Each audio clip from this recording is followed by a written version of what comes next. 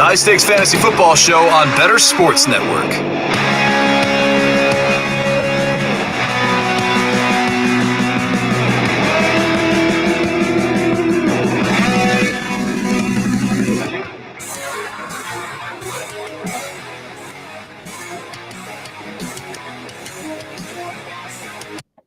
Welcome to August, party people. It is the month for fantasy football here, and we are your home for everything high stakes fantasy football season long and what have you right here on the High Stakes Fantasy Football Show. Thanks for joining us. We'll be rocking this party until 9 o'clock Eastern time.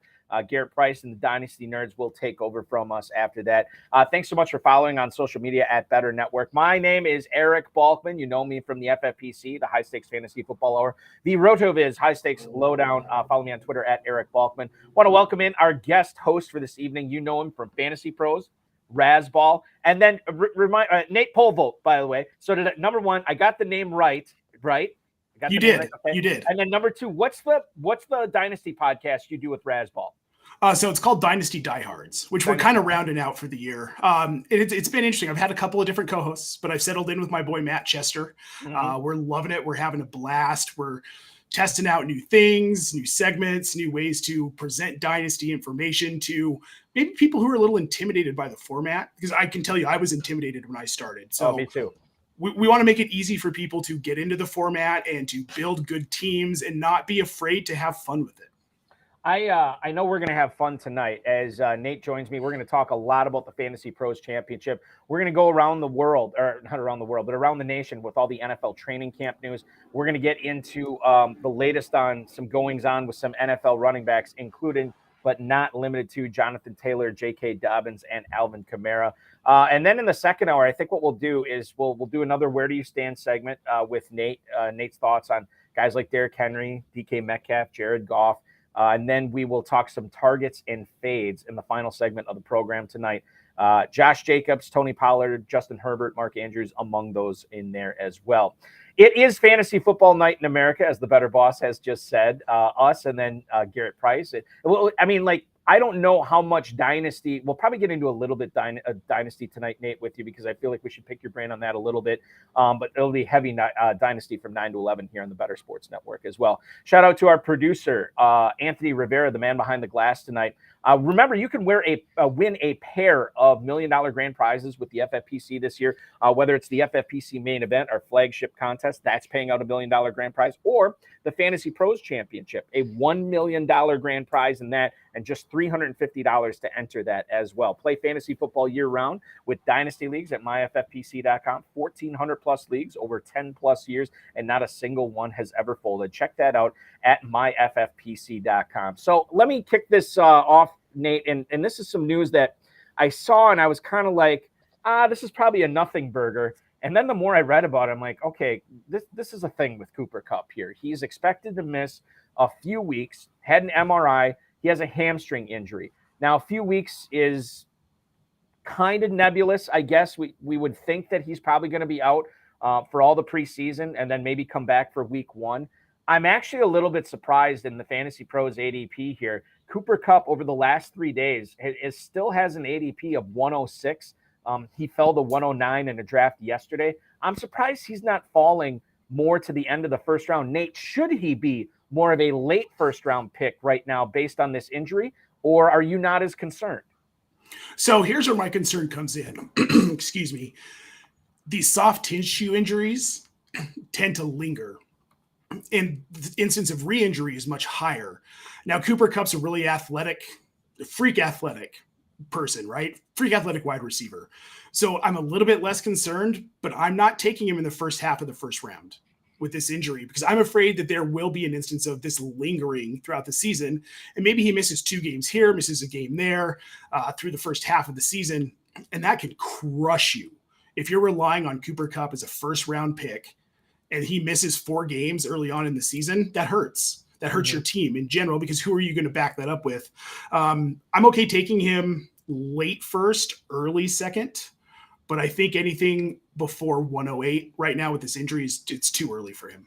And the other thing, too, to keep in mind is, like, there's a lot of other really – I mean, we're not talking about, like, him sliding down multiple rounds where it's like, oh my goodness, the upside for Kupp, you have to take him here. We're talking about a lot of other talented players in that same neighborhood who, by the way, are healthy. Diggs, CeeDee Lamb, Amon-Ra St. Brown, Tyreek Hill. Those are all guys who are healthy right now, and just that wide receiver. You know, you could also pivot and go to Eckler or Bijan Robinson or even Saquon Barkley, who's ascended quite a bit right now too. So that Kupp thing, and somebody was asking me about this today, and I'm like, yeah, I don't know why there hasn't been a dip. I saw some chatter on Twitter about it too. Like, why are we not seeing a discount on Cooper Kupp yet? And I'm ready to take the dip and buy the dip, excuse me, when it happens. But Nate, it clearly has not happened yet. Interesting quote from Dan Campbell, which I know that's like sort of like an evergreen headline. Interesting quote from Dan Campbell today at Lions Camp. But he said Jameson Williams will not have elite hands, which is kind of a weird thing to say about a dude who you drafted in the first round last year and you're counting on for big things in year 2 as he is, you know, no longer coming in with a torn ACL. He does have the gambling suspension. But he also said Williams is going to be okay because of his speed. What do we make of this as fantasy players for Jameson Williams when you consider drafting him, which his ADP right now in the FantasyPros Championship is currently at, I just had it. I just had it pulled up too. Wide receiver 49. 1004 right now is where he's going in that. So he's kind of on an island by himself because you're looking at Quentin Johnston about a round before him, and then you're looking at Rashad Bateman almost a full round after him. There's no other really receivers that are going in that early 10th round range right now. But what do you make of this from Dan Campbell that he's never going to have elite hands? I mean, are we really going to invest a 9th or a 10th round pick into a guy whose coach doesn't even believe he can catch that well? The speed's one thing. You love to see it. If the guy's someone who they're going to use like LaVisca or Debo, that's clearly not what Dan Campbell wants out of this kid. He wants him to be a wide receiver. Basically what I heard there was this kid's not breaking any records, which tells me at most he might be a high-end wide receiver too at some point in his career. But if you look at the other talent in this offense, it's kind of hard to see a path to that. You know, they got Jahmyr Gibbs, who is a talented pass-catching back. David Montgomery is no slouch catching passes. And then you've got Amon-Ra and the rookie Sam Laporta, who's impressed Dan Campbell in camp. And the other problems he had in camp, he got into a fight in camp. It was talked about that he's really looked like he hasn't been focusing until recently in camp. Those things concern me because you wonder if he really cares about progressing or if he's there for a paycheck, which we've seen with guys like Jamarcus Russell. And I'm not comparing him necessarily to Jamarcus Russell, but at that value, there are still other players I'd rather have. I'd rather have Rashad Bateman, quite honestly, than have Jameson Williams, especially considering he's missing the first game of the 6 games. And to take him in the 10th round, that's still a starting value in the 10th round. And I think that's a reach. I think it's a reach on the guy that might not do anything this year. What do you make of Jameson Williams in Dynasty? If you're nervous about him for redraft, would you be willing to take 80 cents on the dollar in exchange to ship Jameson Williams up? And I don't know how much exposure you have to him from a Dynasty aspect either, Nate. I have quite a bit, but I have him in a place where I can keep him on my taxi this year. Okay. Wait and see what happens. So from that standpoint, I'm okay holding him. I'm not going to try and move him really, because if he does go off once he comes back and all this stuff in camp is just an aberration and he really does work on his handwork and he becomes a better pass catcher. If I'm just taxiing him, why would I sell him? Right. Yeah. Now, if you've got him sitting on your active roster because you're expecting him to do something, in that case, yes, I'll take 80 cents on the dollar. Okay. For sure. All right.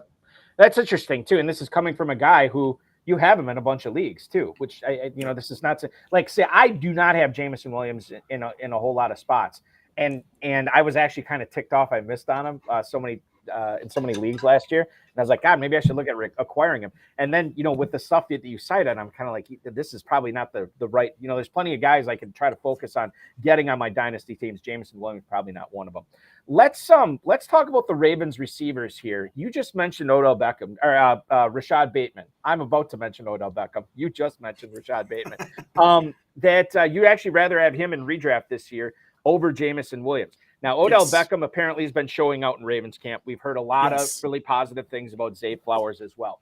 When we started FFPC drafts, this was like January, February, and even let's start after that. Let's talk about after the draft, after the NFL draft, when Flowers was on the team, Beckham was on the team, and Bateman was on the team. These guys were all kind of tightly bunched up, right? In rounds 9, rounds 10. Like, and I'm talking, when I say tightly bunched, within a half round of each other. Now you look at it, Zay Flowers is an early 9th round pick. Rashad Bateman is going to be a late 10th round pick, so about 2 rounds difference there. And then you're looking at Odell Beckham about a half round after that in the early to mid 11th round. So they're still kind of tightly bunched, although Flowers has, vaulted forward over the other 2 so far. Where do you stand on the Ravens receivers this year? Is Flowers a guy you want to be in business with in the early 9th round, or would you rather wait and then maybe grab Bateman or Beckham later? You don't know what you just did, because I have been a Zay Flowers guy from the moment Baltimore drafted him. With his Todd Monken offense, if you look at what he's done in the past in the NFL, he was the offensive coordinator when Jameis Winston threw for 5,000 yards, 30 touchdowns, and 30 picks. Mm-hmm. That was an aired out offense. You've got Lamar Jackson, who has a big arm. He can get the ball down the field, something Greg Roman just didn't want to do. He wanted to run the ball. We're seeing the issue with J.K. Dobbins now. They're not going to have a solid backfield. Dobbins wants more money. He's going to be a pain throughout the season, I feel like, for this team. I think he's going to see less work. This is a team where Lamar Jackson might throw for 5,000 yards. And Zay Flowers is the guy who's going to I think he's going to lead the team in targets. I think it'll be Flowers, then Andrews, then Beckham, then Bateman. Is kind of how I feel like it's shaping out. Flowers, Andrews, Beckham, okay. If Beckham can stay healthy. If he stays on the field, I think there's still something there in this offense. I think there's enough work to go around. There's enough other talent where he's not going to draw the marquee coverage every time he's on the field like he has in the past. And that's going to open him up. This is an exciting offense in general to me.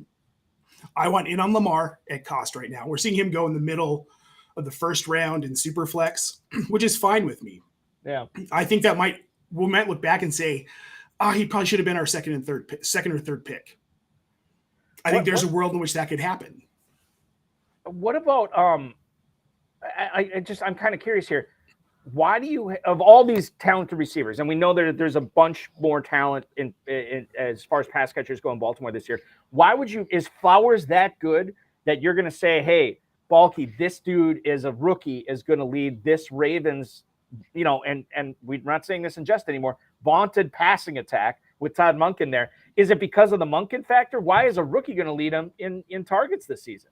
Because I think he's the most talented wide receiver on the team. And tight end. You're including Andrews in that too, right? Well, Andrews, I think, leads the team in targets. I think Flowers is second. Yes. Okay. All right. He's the most talented wide receiver on this team. Odell Beckham in his prime was probably more talented. We don't know. We haven't seen Zay Flowers in an NFL game. But I really do believe that the connection is there. Lamar wanted him. That's why they took him with that pick in the first round. And this connection is just going to grow throughout the season. I think Zay Flowers could be 1,000-yard guy this season.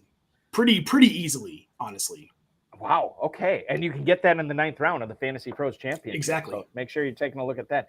Are you out on Beckham then? Where do you sort of stand on that? Like if Bateman's chosen, Flowers is chosen, would you look at Beckham the 11th round? Sure. Okay. Yeah, 11th round, I'd have no problem. Just basically any kind of piece of this Baltimore offense, you need to take a long, hard look at. The passing game specifically. The passing game. Okay. I'm not excited about the running back situation, but I don't think anybody is.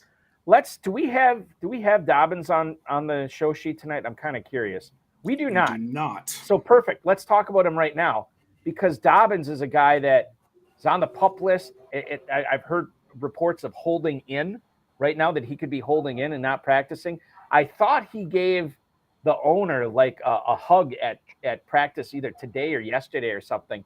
So I'm not really sure what to make of it. And when you consider that if you want J.K. Dobbins on your team, Nate, you got to invest a mid-6th round pick on him. He's running back 22 right now. Is it worth taking a chance on Dobbins? Because you are getting a discount on him right now. But you also don't know exactly what's going on in Baltimore. And John Harbaugh hasn't been any help as we try to figure out what's going on there, when Dobbins is going to be back out there. Well, classic Harbaugh family, right? Tight-lipped to the media, don't help at all. I'm kind of out on Dobbins at any value. Unless he slips to like that 10th, 11th, 12th round, I still think even the 6 is too early for him. I don't know that he's even going to be an RB2 tier player this season in this offense specifically, because they want to throw the ball. And the running back's Lamar Jackson. He's the RB1 in this offense. Yeah. So what you're asking Dobbins to do is to be fantasy relevant in a pass-heavy attack where he's not even the lead running back. Oof. So let me ask you this. You're out on Dobbins, which is fine. But if that's the case then, and you don't want in on him, is there value with Gus Edwards, Keaton Mitchell, Melvin Gordon? Is there value with any of these guys late? Because Edwards is going in the 15th. The other two guys are in the 18th and 19th round. They're basically free. Is it worth taking a shot on either? Because if you don't like Dobbins, you would think that you should like one of these other guys at their current cost. So if I'm drafting right now, I'm taking Gordon at that deep discount because he's the most talented pass catching back in that running back core, right? And if this is going to be a pass heavy offense, he might be the guy that gets those looks, gets those targets on passing downs. And if that's the case, PPR points are valuable in these leagues because you're tacking on yards as well. And I think that this is an offense where we could see Melvin Gordon not be the marquee back, but be one of those like Jerick McKinnon type guys, like what happened in Kansas City last season, where we see him really start to gel with Lamar towards the end of the season. If you're getting him in the 18th round, you can probably afford to wait to see what happens with him. If by week 3 or 4, he's not on the field at all, he's got like a 5% snap share, you can drop him, but you're getting him in the 18th or 19th round. So right. Yeah, I think Gordon is a guy who's probably worth a flyer because you never know. Yeah, that's the point. Like there's these guys every single year that just come out of nowhere. And Gordon is actually, he has got the track record of doing it before. This is not like trying to think of a good example of like some hyped up running back that never lived up to it in Malik Davis. Malik Davis to a certain point, although I'm still willing to give him a shot this year. But I'm trying to think of somebody in the past that like everybody was on in preseason as like this sleeper running back and then just never developed. I think about like what Isaiah Pacheco, what he should have been last year, where everybody got so hyped up and then he just falls flat on his face. He didn't. He was hyped up for a good reason last year. And I know people are looking for this year's Pacheco as well. We might get into that in the second hour. Let's talk about the Washington passing game, which is very, very close in proximity to the Baltimore passing game. Jahan Dotson has actually had a really good training camp this first week for the Commanders. And according to John Keim, who covers the Commanders for ESPN, he thinks Dotson's actually in for a pretty big season. Now, I normally am of the opinion where if I don't like a certain player, but I hear so many other, pundits or people in the industry hype him up, that's when I kind of revisit. I'm like, okay, well, why don't I like this guy again? Am I wrong on him? And Dotson was one of those guys where the voices became louder, the print became more capital letters when I'm reading about him. And I was kind of like, okay, maybe I'm wrong on Dotson. Maybe he's worth it. And when you consider Jahan Dotson's ADP right now in FantasyPros Championship drafts, wide receiver 37 in the 8th round. So technically, in a 12-team league, he is a number 4 receiver. Okay, I can get on board with that. Then I was listening to somebody say today, well, they would never have Dotson on their team. And he basically summed it up in this sentence, and it made perfect sense to me. I don't want the number 2 wideout on a Sam Howell run offense. Which, when you say it like that, it's like, why would I ever be in on this guy? But we kind of don't know. And like Ron Rivera kind of coyly said, don't sleep on Jacoby Brissett as a quarterback this year. And we know Brissett's actually pretty capable. And for a guy like him to come out to have McLaurin on one side and Dotson on the other side, I think he can make those guys produce. So now I'm kind of like, I don't know, with Dotson, like if it's Sam Howell, yeah, it's tough for me to get excited, but the price, wide receiver 37, I can sink an 8th round pick into him. If I miss on him, Nate, I'm probably not going to lose my league, but I kind of would like a couple of shares of Dotson, I think, this year. So recency bias is so funny to me because we're all remembering Sam Howell getting drafted in, what was it, the 4th or 5th round? I think it was 4th round. 4th round. But before that college season started leading up to the draft, Sam Howell was pretty much the consensus number 1 pick in the draft. People were saying not only is he the best quarterback in this draft, he's the best player in this draft. My mistake, he was a 5th round pick. I'm sorry. 5th round pick. Okay. Yeah. So I'm not as worried about Howell. I think that if Howell actually is the starter, if Rivera feels like he's ready, he's ready. And I think he had a season to sit. I mean, granted, it was behind Carson Wentz and Taylor Heineke. But nonetheless, if Rivera trusts him, I'm okay with it because Dotson's talent is phenomenal. And as long as Howell can get the ball close to him, he's going to make catches, and he does so much after the catch that is dynamic. I'm really high on Dotson. I was high on Dotson when he was drafted. I was high on Dotson before the draft. I figured wherever he landed, he was going to be a marquee piece. And I think this is where we see it. I think this is where we see Jahan Dotson and Terry McLaurin be maybe in the conversation of one of the best 1-2 combos in the league if everything goes the way I think it could go this season, even if it's Jacoby Brissett or if it's Sam Howell. I really don't care. As long as it's not Carson Wentz. Just keep Carson Wentz away from those guys. But yeah, I have a lot of shares of Dotson in Dynasty. I'll probably have a fair amount in redraft this year too. Do you think, because last year I remember Dotson kind of slipped a little bit in rookie Dynasty drafts. Excuse me, Nate. And I wonder, number one, because of the landing spot, I'm sure he did. But I'm kind of curious, do you think that he is being undervalued? Maybe, I mean, obviously because of the Howell thing, but is he undervalued this year a little bit too? Because we just, for whatever reason, did not like the fit of Dotson to the Commanders. And I say we as the Dynasty community. Now that's bleeding over to redraft. Like, this guy deserves more respect than he's getting. And it started even before he took a snap with the Commanders in a real NFL game, because we're all kind of like, oh, Dotson, first round pick. That's great. Commanders, no quarterback. McLaurin there. I'm out on him. And now I feel like the redrafted price is you're still getting the discount because of that. So, yes, I have a lot of friends who are Commanders fans that when they pick Dotson, they're also big fantasy football people. Mm-hmm. And when they pick Dotson, they're like, no, don't ruin this guy's career, sending him to Washington. That was, of course, before we knew that Dan Snyder was going to be on the way out.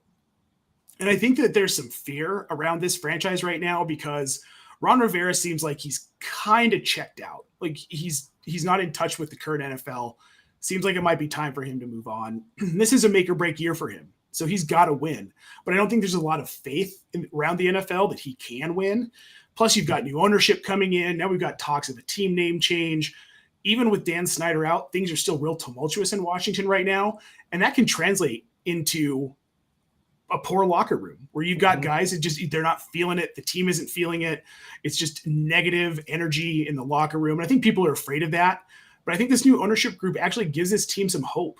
I think that there's some freedom with Rivera to where Dan Snyder was such a meddler and everything. And now Rivera can actually coach this team.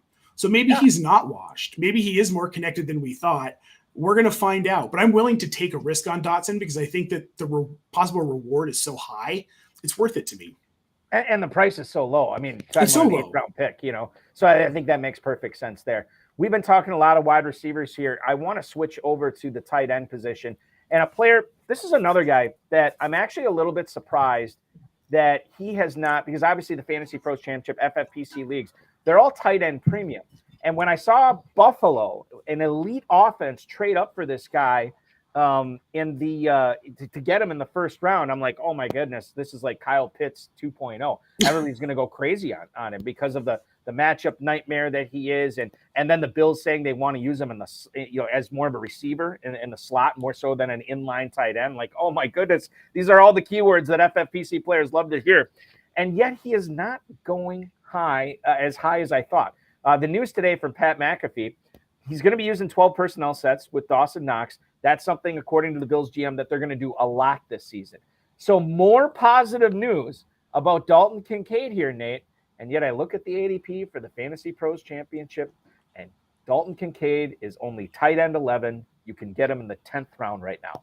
What am I missing here? I mean, have these FFPC owners finally found a way to control themselves and settle down and not overdraft a potential life-changing tight end here for their fantasy teams? Hey, are we onto that, or am I missing something here that maybe Kincaid, his rookie year, is not going to be all rainbows and unicorns?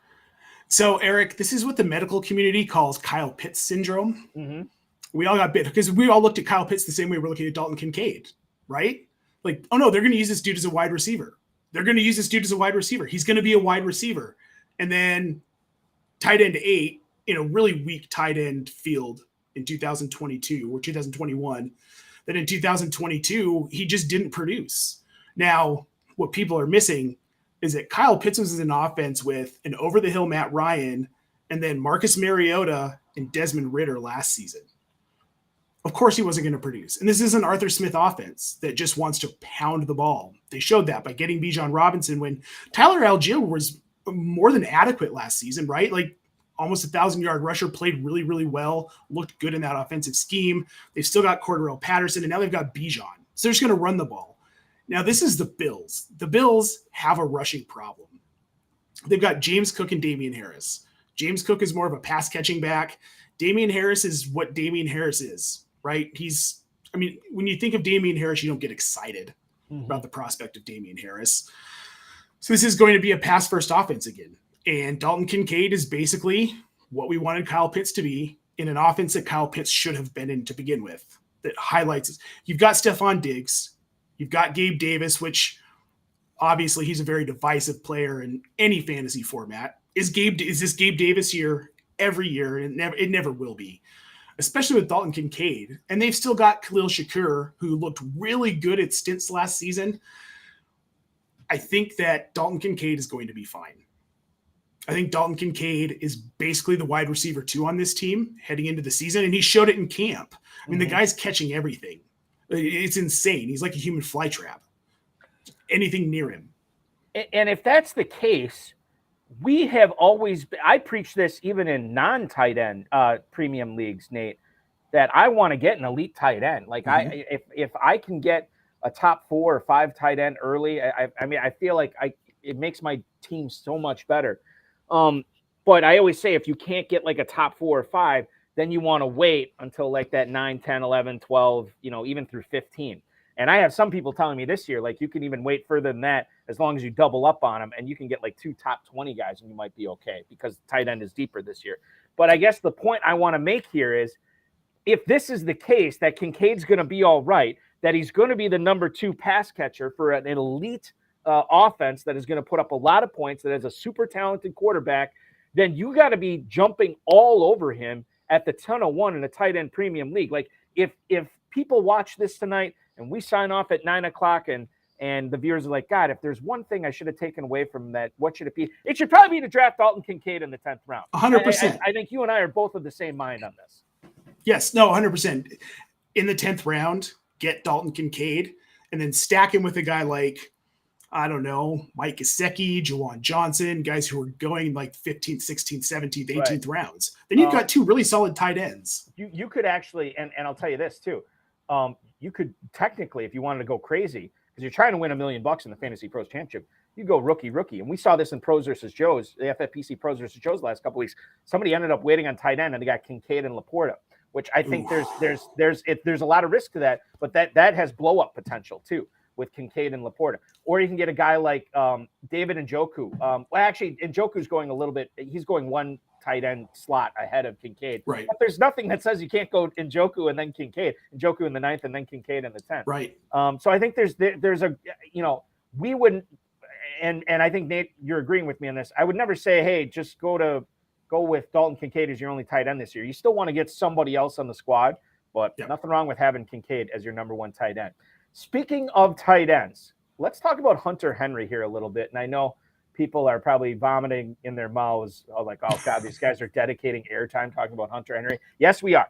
Hunter Henry has apparently been Mac Jones's favorite target in the red zone in Patriots training camp so far. And Hunter Henry actually lost a few LBs this offseason, coming into camp lighter, and it looks like he's playing faster. I don't necessarily want to put a whole lot of emphasis on that because I think the weight gain, the weight loss, that's a little bit overrated. Sure. But at the same time, Hunter Henry, tight end 29 in the 17th round. I know people are very, very excited about Mike Gesicki coming to New England, but as a number 2 or number 3 tight end, this is what we're talking about, this 3rd tier of tight ends. I think Hunter Henry fits the bill here. Where do you stand on Henry as a late round flyer? Well, I like it. And I like both of these guys as late round flyers. Bill O'Brien, people forget, was the offensive coordinator when Gronk and Aaron Hernandez both finished as top 10 tight ends. That's how he likes to run his offenses. Tight end heavy, a lot of targets to tight ends, which I think suits Mac Jones' playing style. We could very well be looking at another 2 Patriot tight end finish in the top 10 this season. I think it's absolutely reasonable. What people seem to forget, so 2022 wasn't super friendly to Hunter Henry. He finished as tight end 22. Not great, right? But In 2021, he was a PPR tight end 10. He had 9 touchdowns. 9 touchdowns.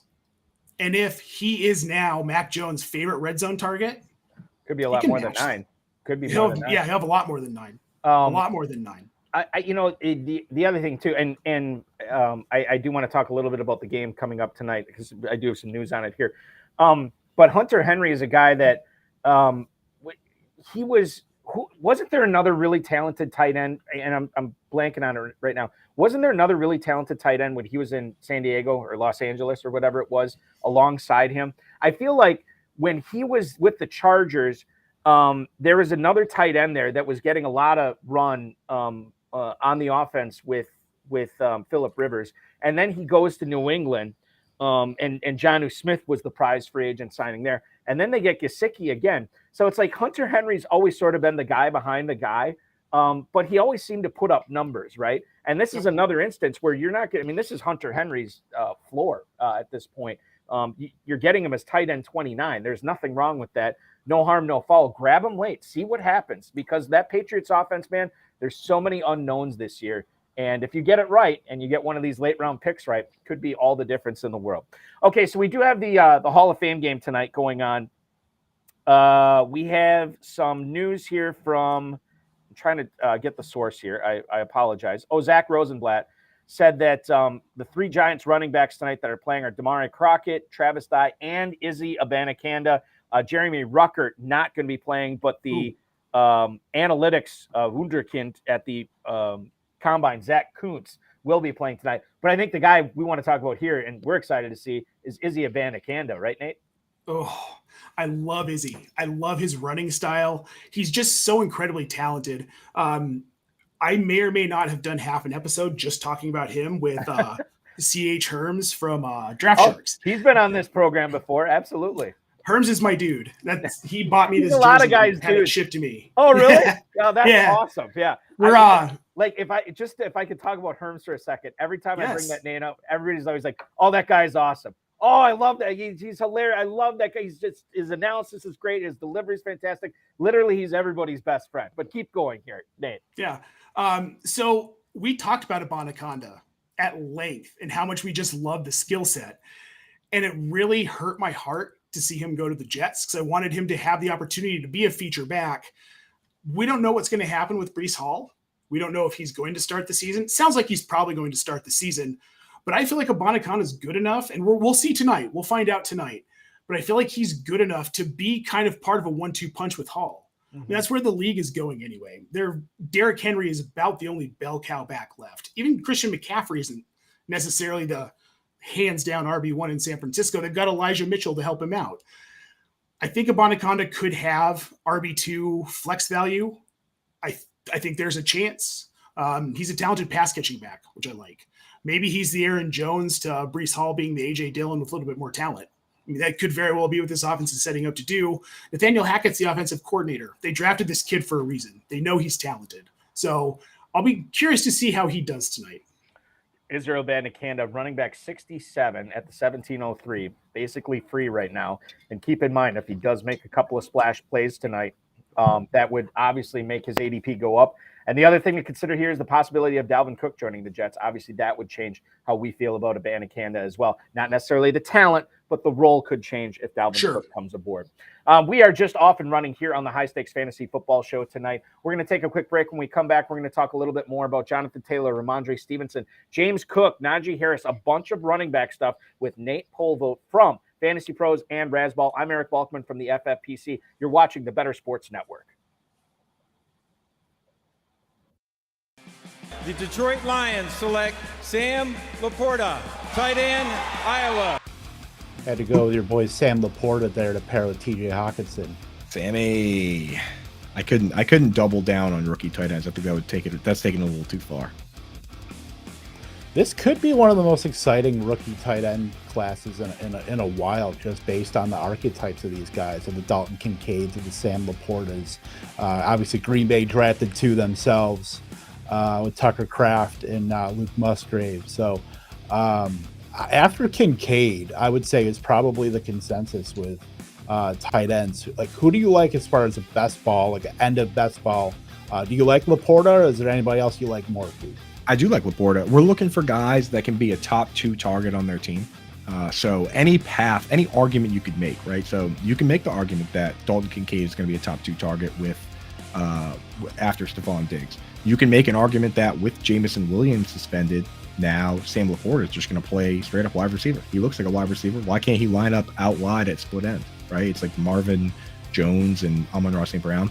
I would also throw another name in the ring, and I don't mind, since we're doing this for the fans, for the kids. He's still on the board.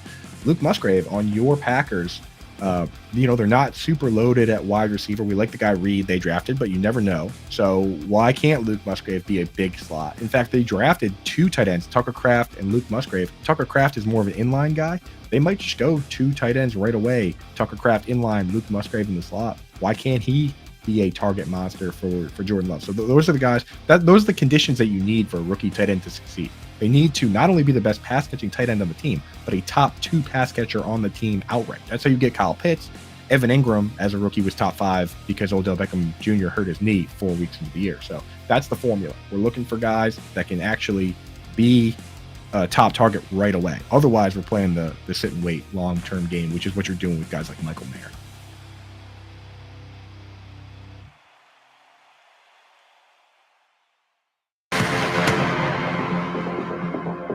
It's the High Stakes Fantasy Football Show on Better Sports Network.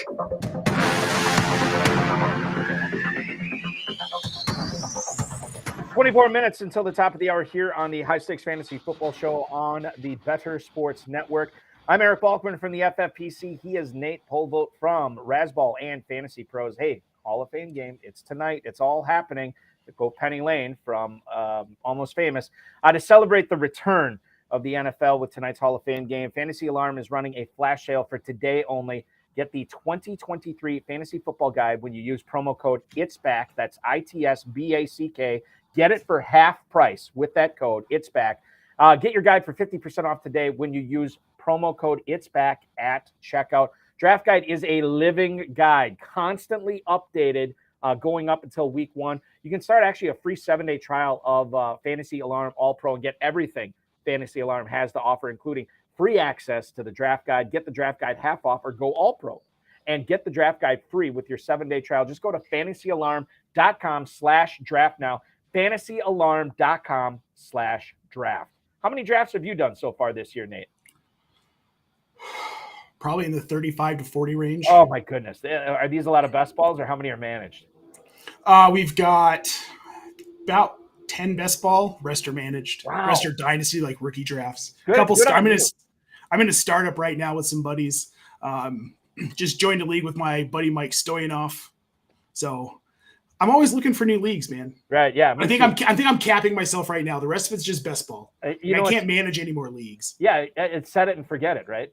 I think the thing that for me, I've fluctuated over the years where I'll go into a period where I want to get in as many leagues as possible. Then 3 or 4 years later, I'm like, God, I got to cut way back. Like when I got married and had kids, I cut way back. And then I was ballooning up again. Well, now we're getting busier with the FFPC and there's more work on my plate. And now I'm like cutting back again. It's just, exactly. Crazy. It's like an ebb and flow thing. But man, if I had my druthers, I want to be in every league. You know what I mean? I can't get enough of it. Jonathan Taylor seemingly would like to play on just about any team other than the Colts right now. And according to Ian Rappaport, he's drawing a lot of trade interest.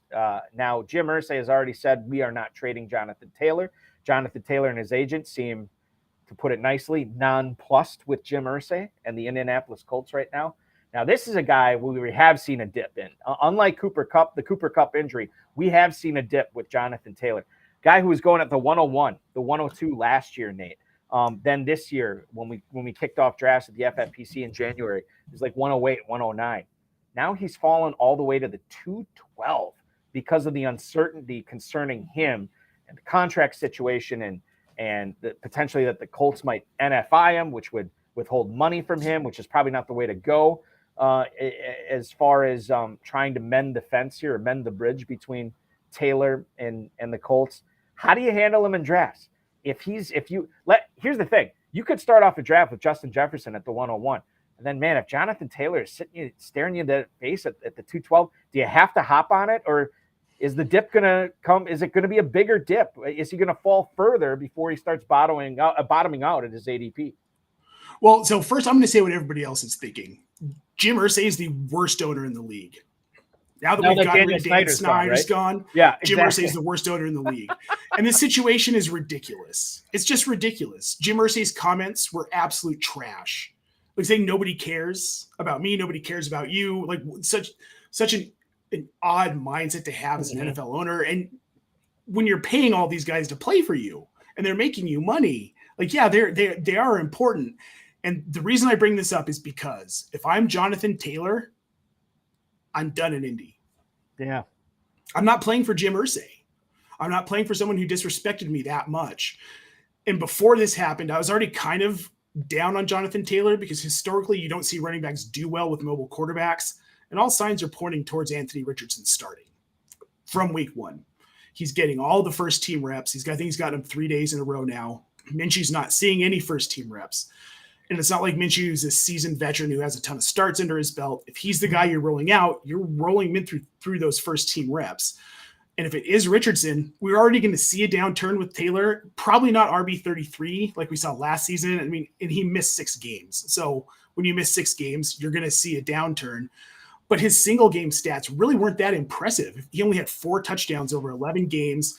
He only had 861 yards. And this is a guy who was the RB1 last season. Yeah. He wasn't that involved in the passing game. He saw a downturn in targets last season. All across the board, I'm concerned about Jonathan Taylor, and I think I'm passing on him at 212. I think there are guys in that range that I would rather take. There's too much uncertainty. And if he doesn't play, you're screwed. Right, exactly. Yeah. And a guy not going to play. And normally I wouldn't ask this, but I think there are more and more people that are coming over to your line of thinking here on this, Nate. What is the sweet spot for Jonathan Taylor? At what point in a draft would you start to consider, okay, now he is worth the risk here? Is it somewhere in the mid to late third? Does he have to get to the fourth? Does he have to be in later to that? And the other thing to keep in mind too is as we get further and further into drafting season and closer to the season, and we don't have a resolution here, I feel like his ADP is just going to keep dropping. Oh, 100% it'll keep dropping. I would say I need him in the 5th. That's round. A risk I'm willing to take. I've stocked up. I've already got my RB1 on my roster. He can be my RB2, and if he doesn't play, it's going to hurt. But I tend to draft more hero RB strategy where I go one big, then I wait until the 8th or 9th round to take another running back. If JT's sitting there in the 5th or 6th round, I would probably break from strategy and take him just because it's worth the risk. Because then you've got 2 RB1s on your roster, more than likely. Yeah. And I think if this situation isn't resolved in the next week or 2, we're going to start to see him drop to the 3rd, to the 4th, to the 5th. That could be crazy. This is the slide nobody's talking about with Taylor right now. I think for people drafting in the FantasyPros Championship back in March and April, if you would have told them that, hey, if you wait till August, you can get Taylor at the 212, they would have said you're crazy. You know what I mean? Yeah. Like it's bizarre how it's been going. And maybe he'll still, maybe they'll figure things out and he'll still return good value as a mid-first round pick. That could happen yet as well. But as you said, contract aside, Anthony Richardson probably still going to put a damper into what Jonathan Taylor can do for this team. Unlike Taylor, I think there's some positive news if you look between the lines, at least the way I'm seeing it, in New England for Ramondre Stevenson. 3 of the first 7 practices that Stevenson has had this year, he's been working out on a separate field as it seems New England wants to limit his workload in camp. Now, Doug, I'm going to butcher his name, Doug Kyed or Doug Keed, I'm not sure, covers the Patriots. He actually had their support. I think this is, and Stevenson does it himself. He was even asked, like, why are you missing all this time? He said, I don't know. So to me, that suggests he's healthy. But I think this is good in the fact that they had James Robinson. They let him go. They've worked out Leonard Fournette. They didn't sign him. Who was the other running back that New England recently worked out besides Fournette? There was another.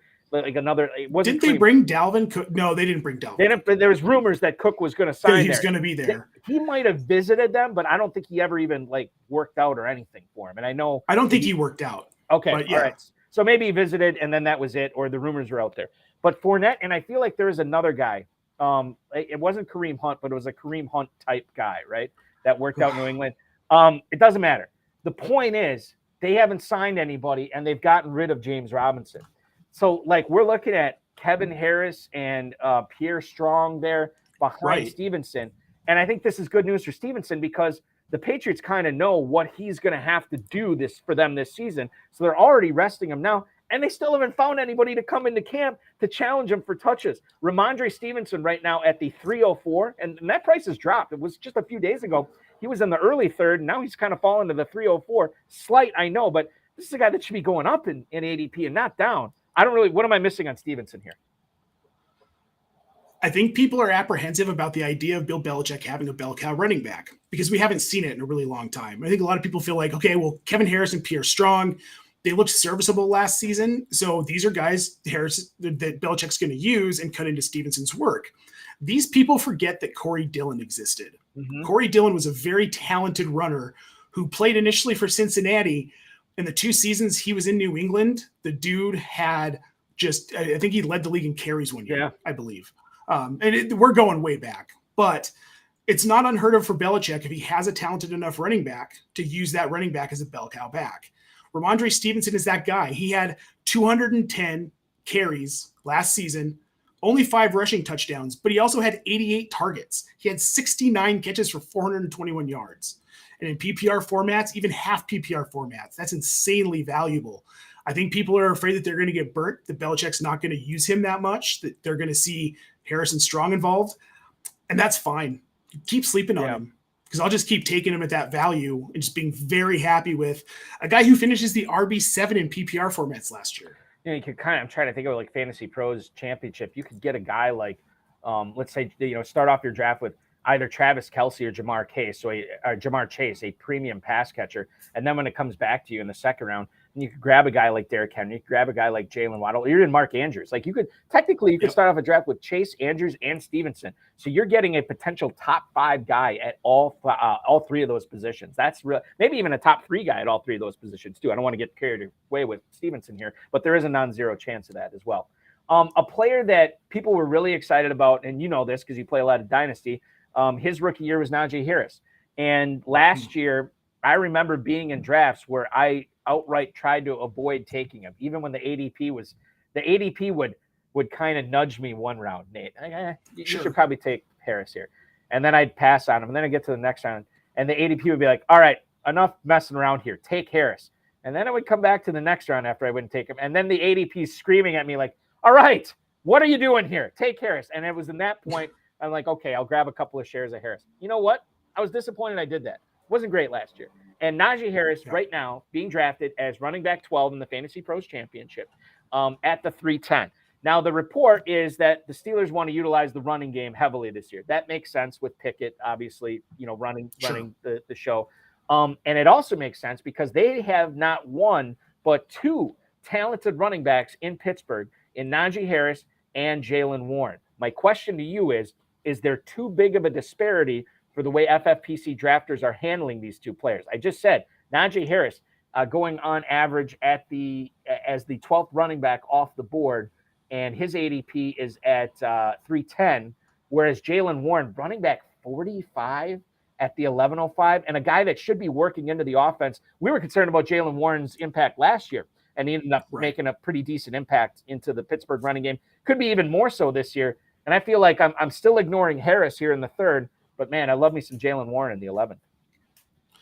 I think Najee Harris is being drafted close to his ceiling, quite honestly, in this offense with Jalen Warren. Yeah. His rookie season was kind of an anomaly. He had almost 100 targets. We're not going to see that again, especially with Jalen Warren getting involved in this offense. If Jalen Warren is RB45, yes. I am more likely to have more shares of Jalen Warren than Najee Harris this year in these drafts because I love that value for a guy who might produce similar numbers to Najee Harris. I want to look this up because if I remember correctly, wasn't the big knock on Harris after his rookie year of taking him early in drafts is that he was an accumulator back? Like he had so many, I mean, you just mentioned the catches, but he had so many carries as well. 307 carries 307. In his first year, 1,200 yards. And, oh, by the way, that average yards per carry was under 4. 7 touchdowns were, it's bizarre to see how how close his 2021 and 2022 seasons were when you take out the receiving aspect. He Yes. had 1,200 in 2021, 1,000 on the ground in 2022, 7 touchdowns in each one. He only had 35 more carries in 2021 than 2022, but 74 catches in 2021, only 41 in 2022. Yep. And that's the Jaylen Warren factor you're bringing up. Oh, 100%. Jaylen Warren is a very talented pass catching back. Najee Harris probably continues to get the majority of the groundwork. We're not going to see another 94 target season for Najee Harris. And what that tells me is that his ceiling is in that probably RB12, well, probably RB10 to 14 range. Mm-hmm. I can see him sneaking into like the back end of the RB1 tier, but not really any higher than that. And I'm just not, it could be even worse. Because if Jaylen Warren really starts taking off in the rushing game, then we see him take a hit in carries, and then we're talking about a guy who's finishing RB20. Yeah. Yeah. And you know, just the other thing here too is like, not saying I would take, well, maybe I am saying I'd take these guys over Harris. I wouldn't have to in drafts if I really didn't want to. But like Joe Mixon's going behind Harris. I like Mixon better. I'm a big part of that is the Cincinnati offense just being so much more prolific than Pittsburgh. And then a couple of guys I've liked the last couple of years that I always think are undervalued, Travis Etienne and Aaron Jones, although they're going almost a full round after Najee Harris. So you might not even have to take those guys if you want a running back. The guys who are going around Harris are mostly receivers. Metcalf, Keenan Allen, Calvin Ridley's in there as well. What are your thoughts? Sell me on Calvin Ridley. I keep asking people to do this for me. I'm kind of out on him this year. Given like before I saw his ADP, when people were drafting him, I was like, okay, yeah, Ridley in Jacksonville, that makes some sense. And now I see him going in the mid-third, and I'm kind of like, dude hasn't played football in a year and a half. I don't know. I think there's better ways to spend a third-round pick, but so many people disagree with me. So I've been taking him in the third round in drafts, and I'll tell you why. I was out on him because we didn't know a lot about the situation. We know he got suspended for gambling. Like, what an idiot! Like, and you weren't even playing hard before that, and blah blah blah. You're just injury prone. Like, what's going on here? Then I read his Players Tribune piece. Mm-hmm. And that really put a lot of perspective into what he went through in Atlanta and why the things that happened. I get it.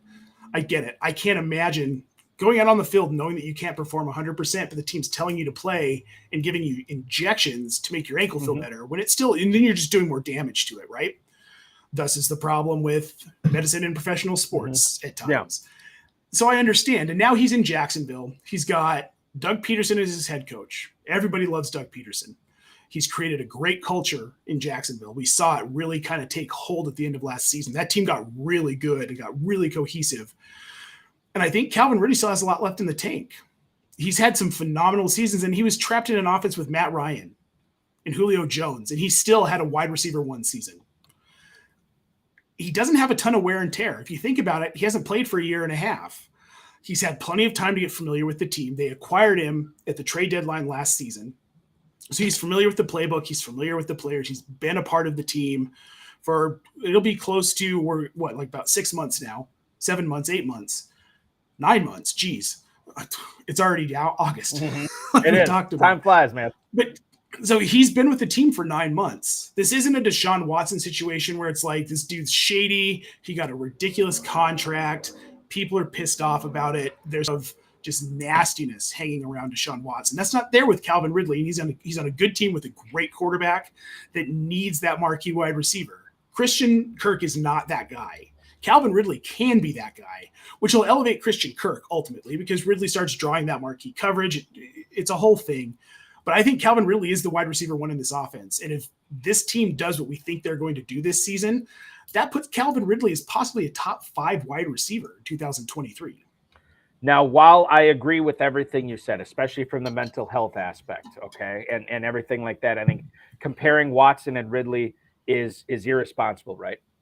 But I'm going to do it anyway. Now, here's the comparison, and this is the thing that everything you said, I totally agree with. The one thing I can't get over with Ridley is the fact that this guy has not played meaningful NFL football since October 24th, 2021. Now, I saw that Deshaun Watson missed all this time. This is the comparison. Not a comparison what they're doing off the field. The comparison is how much time they missed. And I saw how rusty Watson was when he came back. I have no doubt that Ridley will play numerous more years in the league. My concern is, do I want to invest a third-round pick into a guy that has missed so much time. Not that I'm saying he can't get back to where he was. I think he can. But how fast that happens and whether it's this year and given the ADP, that's the issue I have with Ridley. But this does not seem to be a concern of yours, though. So different coaching staffs as well. Okay. I trust Doug Peterson's won a Super Bowl. Doug Peterson won a Super Bowl with Carson Wentz and Nick Foles. Just get that out there, right? Wasn't the best. This Eagles team that went to the Super Bowl last season would have crushed that Eagles team that won the Super Bowl. Yeah, totally. Wouldn't even be close. Doug Peterson's a better coach. I think it's a better culture. I think it's a much better culture. And I think he's surrounded by more talent, better quarterback, better offensive line. The pressure isn't on him to perform. Whereas with Watson, it's like, okay, you're the quarterback now. You've got to do this. You've got to lead this team. Ridley gets to get on the field and catch balls. As long as he knows the offense and he's feeling 100%, he's had time to work with Trevor Lawrence. They've been working out together since like February. I think as long as that part is there, I'm not worried about him being rusty. Okay. I think with the wide receiver, it's different. You don't have to touch the ball on every play. Maybe the first week he only sees 3 or 4 targets, and that progresses to 5, to 6, to 7, to the point where we're seeing him get 8 to 10 targets a game in a pass-heavy offense. So in on Ridley, out on Kirk, out or in on Evan Engram? I'm in on Evan Engram. Okay. At his value, I think he's a steal. And that's the story I was alluding to here. So it seems like the only Jaguar, and I don't want to put words in your mouth, the only Jaguar you're out on is Kirk, right? I'm not fully out on Kirk. I think that Ridley becoming that elite wide receiver, getting back to being that elite wide receiver, opens Christian Kirk up because, again, he's not going to face that marquee quarterback on every snap. Depending on the value for him, I'm okay with taking Christian Kirk. I have a little bit of Kirk in a few drafts, some best ball drafts this year, just because. I mean, they could be dual 1,000-yard wide receivers. They very well with Trevor Lawrence.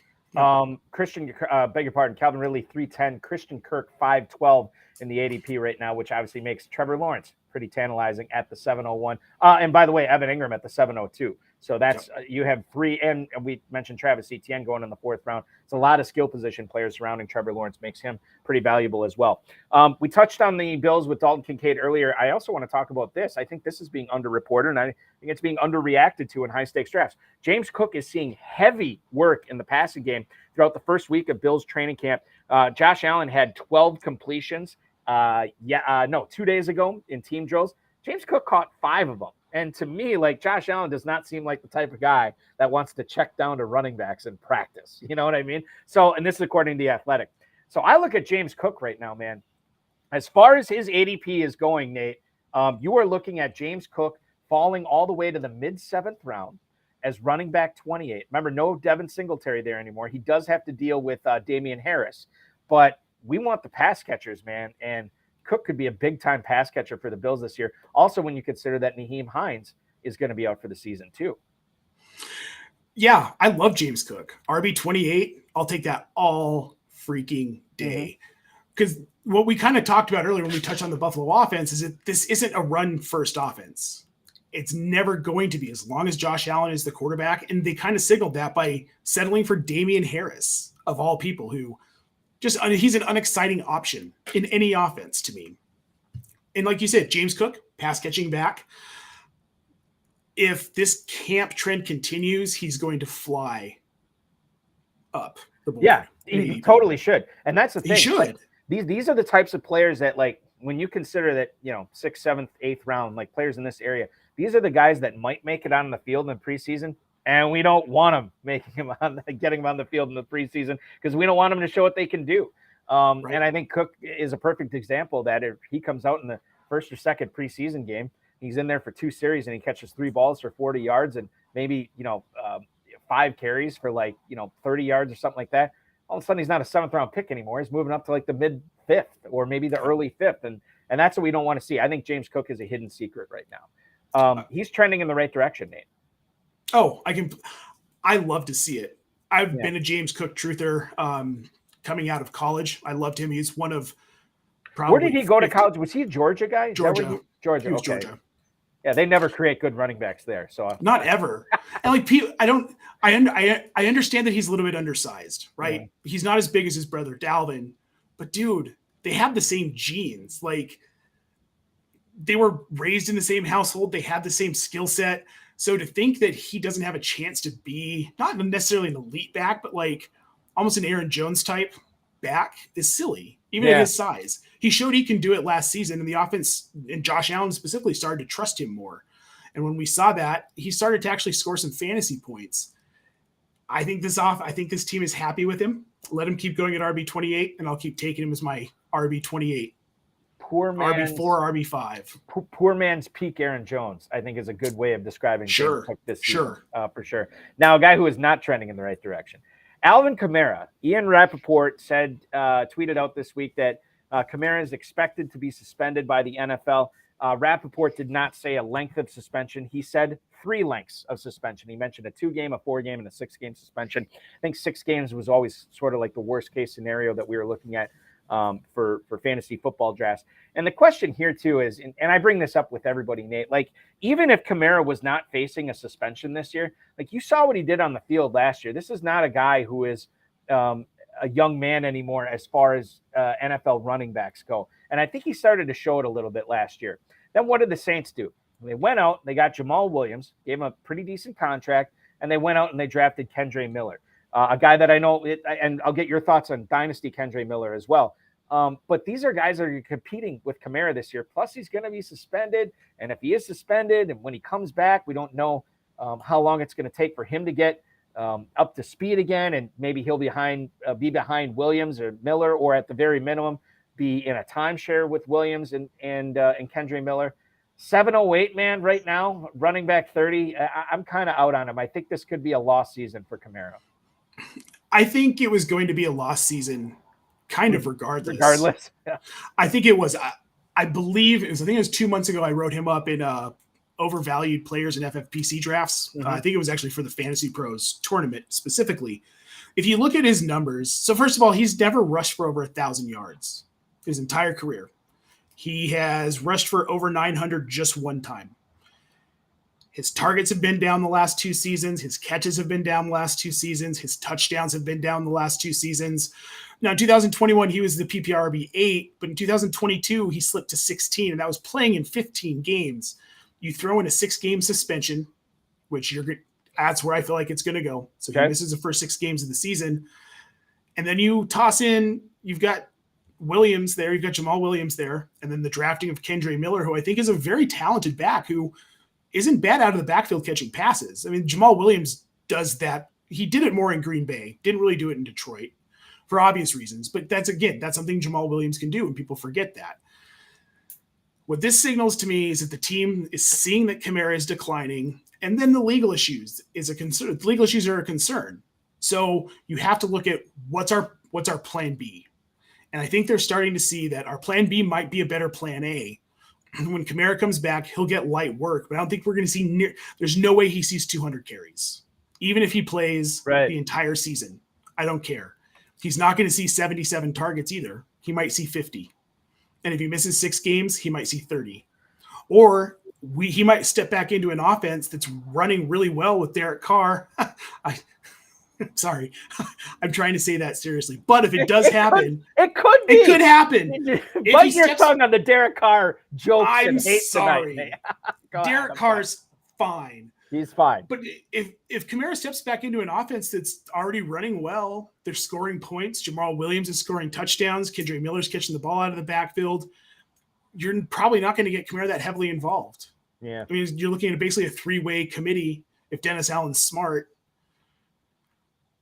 I'm out on Kamara, and I don't really care what the value is at this point. Yeah, and that's the thing is I don't think there is any. I don't think in the mid-7th round you can make a good case for, here's why Kamara is a good way to spend that resource. I don't think that's a good argument to be making right now. We're making plenty of good arguments. In fact, Nate, when we come back, is going to make his arguments on where he stands on certain players. Don't forget, the FFPC is the home of season-long fantasy football, 2 separate $1 million grand prizes in the FFPC main event and the FantasyPros Championship. Best ball leagues, dynasty leagues, the Terminator tournament, which is starting up. Live main events actually start tomorrow. I should mention that too. The FFPC weekly challenge will kick off once we get to the start of the season and more. If you use the promo code ALARM at myffpc.com for our exclusive offer and get $25 off your first FFPC entry of $35 or more. That's what you need to use. Promo code ALARM at myffpc.com. Promo code ALARM, ALARM, myffpc.com. Jamal Williams, we just talked a little bit about him. We're going to talk a little bit more about him. DK Metcalf, TJ Hawkinson. These are all players that we will find out where Nate Polvogt from Fantasy Pros and Razzball stands on these players going forward for fantasy football drafts in the FFPC this year. I'm Eric Balkman. This is the High Stakes Fantasy Football Show only on BSN. The High Stakes Fantasy Football Show with Eric Balkman. Better Sports Network. Collectible moments. Everybody up here at U.S. Cellular. Sox 5 runs, 6 hits. The 2-1 to Bartlett. Swing, chop to short. Ramirez has it, throws. Bartlett picks the perfect game. His second no-hitter. People going crazy here at U.S. Cellular. He's mobbed by his teammates. A perfecto. Now there's a steal by Bird. Underneath the DJ, lays it in. Right up, 1 second left. What a play by Bird. Bird stole the impounding pass. Laid it up to DJ. DJ laid it up and in.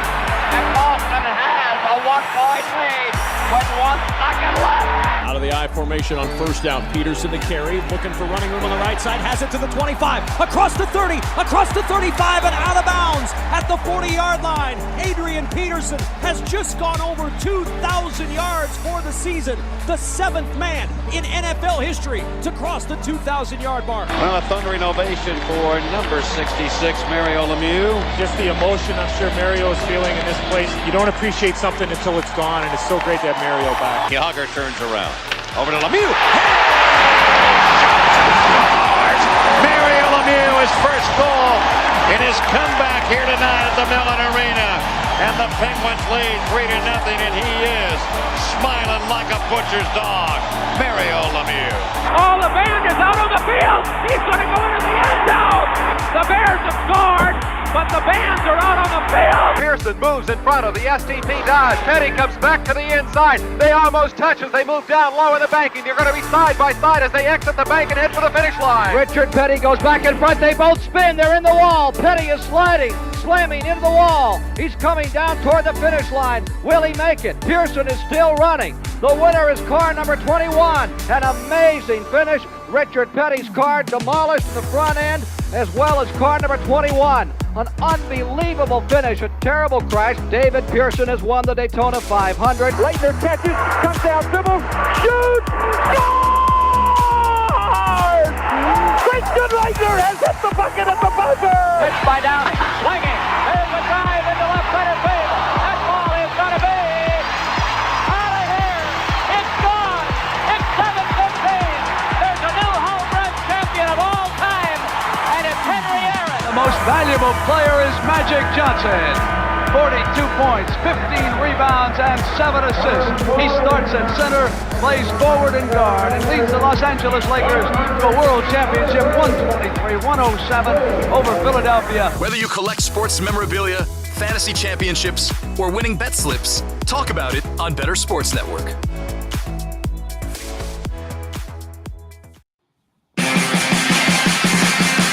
It's the High Stakes Fantasy Football Show on Better Sports Network.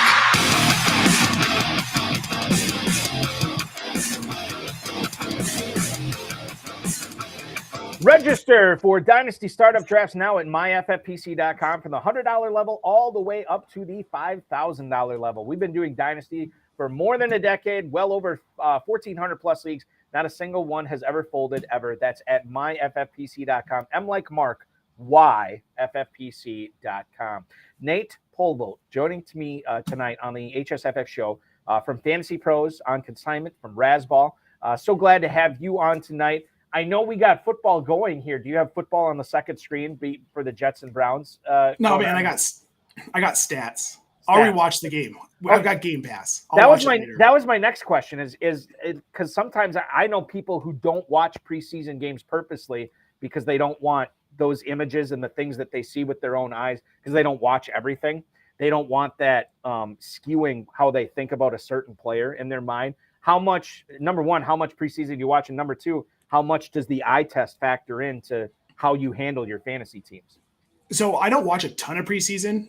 If something notable happens in a game, I'll go back, I'll watch highlights, see what happened, see if maybe is this something I need to be paying attention to, or is this just a guy going off against a third string defense.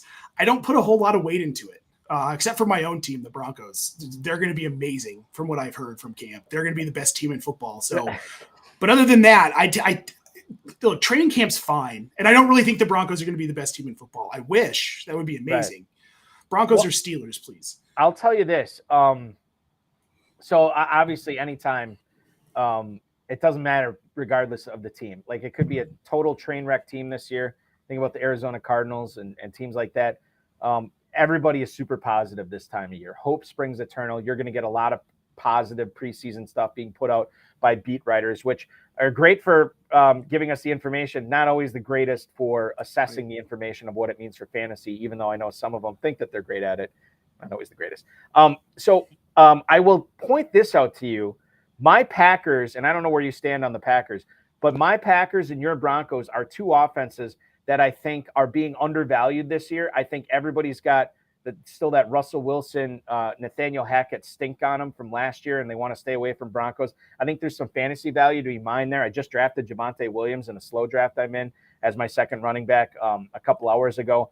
And I like the Packers. Now, I don't think the Packers are going to be world beaters this year with Jordan Love, but I do think they're going to be competent. I think they're super talented. They're just super inexperienced. And I think that is represented in the way high-stakes drafters are playing the Packers offense. None of these guys, to me, are going very high. So I'm going to have shares of a lot of them and shares of your Broncos as well. Like Wilson this year, like Williams, Judy for sure. And then Sutton is another guy that nobody's talking about that I think let's touch on him a little bit and just talk about Cortland Sutton and the Broncos in general, the Broncos that you like for fantasy this year, Nate. So I was really down on Cortland Sutton, and then the Tim Patrick injury happened, and then the KJ Hamler medical issue happened, and they released him. I'm still not super high on Cortland Sutton. I think that we see more of a bump for Marvin Mims. I think he gets into that slot role. I think they keep Judy outside because he excelled in that X role last season towards the back half of the season when they really moved him out of the slot for the most part. That's when he started scoring fantasy points. I believe Judy was wide receiver 5 from week 12 on. So in PPR, Jerry Judy's a guy I'm taking at cost right now. I think he's a fantastic value. About a month ago, the last time I did an FFPC mock, I got Judy in like the 11th round, I believe, which is an absolute steal for a guy that could finish as a top 10 wide receiver. I understand people sleeping on this Broncos offense, but there are a lot of things to like. If Javonte Williams comes back looking healthy, which I'm going to camp on the 8th, I'm going to be really interested to see how much pop he has in that knee and if he can really push off of it, if he's explosive. And if he is, you're getting him so cheap. You got him as your RB2. Yeah. This is a guy who we were talking about before the injury last season. He could be he had a chance to be the RB1. He was that talented. And there was that much hype behind him. I love getting Javonte that late. I also really like Samaje Perine. I think he's going to excel in this offense. People forget he has the all-time record for most rushing yards in a game in NCAA football. He rushed for almost 500 yards in a game. And that was, by the way, the week after Melvin Gordon broke it, a record that stood for decades. And then Melvin Gordon broke it against Nebraska in the very next week. Samaje Perine for Oklahoma. I was so ticked off as a Badgers guy because Melvin Gordon did it in 3 quarters. That was the other thing, is that he didn't even play in the fourth quarter. And then Perine just crushed the record. I'm like, oh, that was a fun 7 days for Melvin Gordon having that record. Well, I think what people aren't understanding is, okay, so Javonte's healthy, right? That was a brutal knee injury. Yep. The fact that he's running at full speed now is an absolute freaking Adrian Peterson miracle. But Sean Payton's not an idiot, and he likes 2 running back sets. Javonte is the better rushing back. Samaje, he's the better receiving back. And I'm not saying that Samaje Perine is going to be Alvin Kamara, but he's going to play that Alvin Kamara role in the Sean Payton offense. He's not as talented, or as far as we know, he's not as talented as Alvin Kamara. We haven't really seen him get a shot. But I think he's the pass catching back in this offense. And with that PPR value, I mean, maybe he's a back-end RB2, and we see Javonte as like a mid-range RB1 with the rushing upside, and he does catch the ball. There's a lot to like in this offense. I could seriously go on for days because I love Greg Dulcich too. Okay, I want to talk to you about Dulcich, but the other thing with Williams is like, I can't. I mean, everybody's talking about how he just shredded his knee. It wasn't even just an ACL. There was a lot of other damage in there. And if you would have told me Balky, what are the odds that he plays in preseason at all the following year? I said there's no way in hell he plays in the preseason. And now he's playing in the second preseason game, or at least so we've been told with Sean Payton. Actually, we'll have to see what happens when it gets down to it.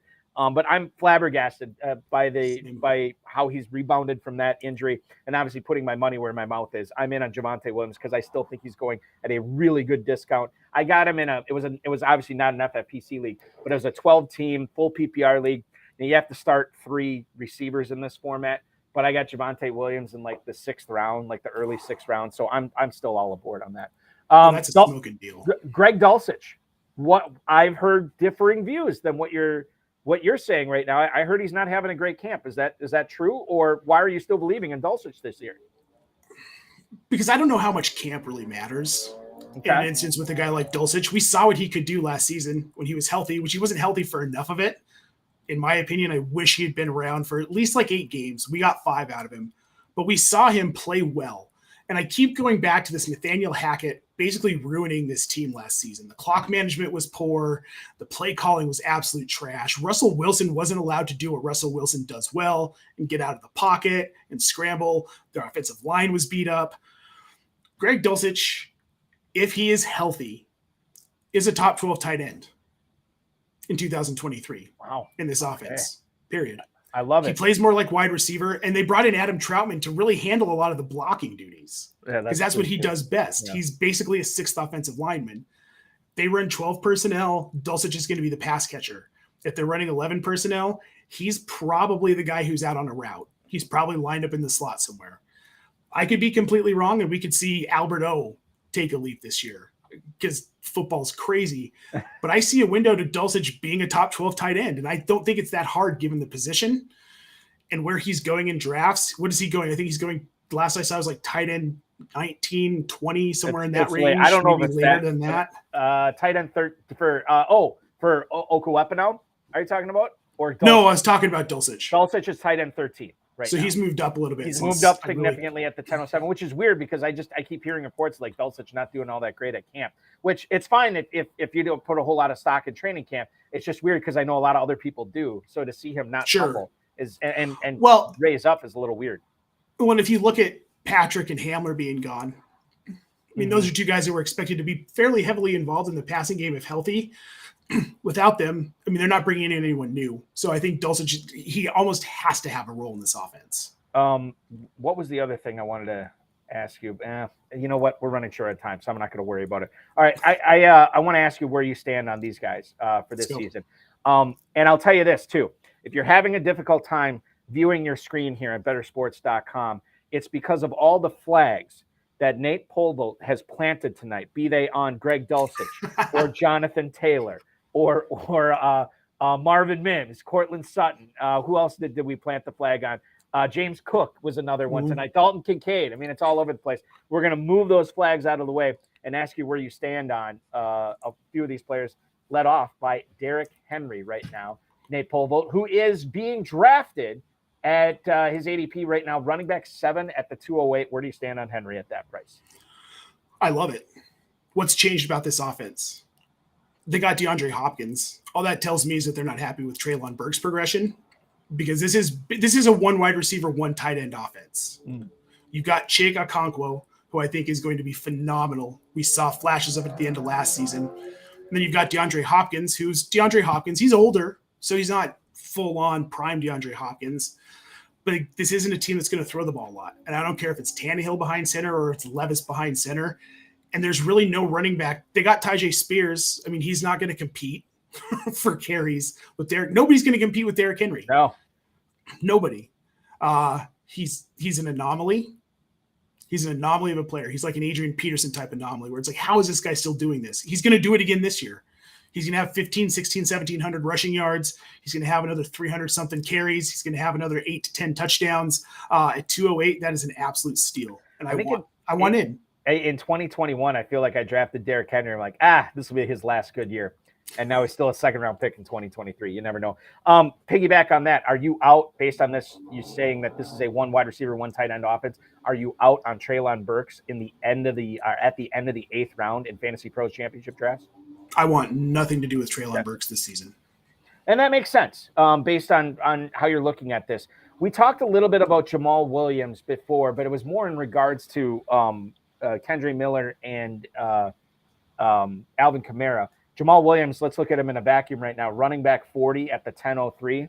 Place you want to be in business with Williams there. Where do you stand on Jamal Williams? Well, that valuation is ridiculously low. Guy coming off a season where he led the league in touchdowns. But touchdowns are fluky too, right? They can be, unless a team's bringing you in because he scored 15 touchdowns last season. Dennis Allen is looking at this like, we haven't had a goal line running back presence on this team in a very long time. Probably since Ingram, not a reliable one. Probably since, Mark Ingram was probably the last one. Yeah. Look at what Mark Ingram did.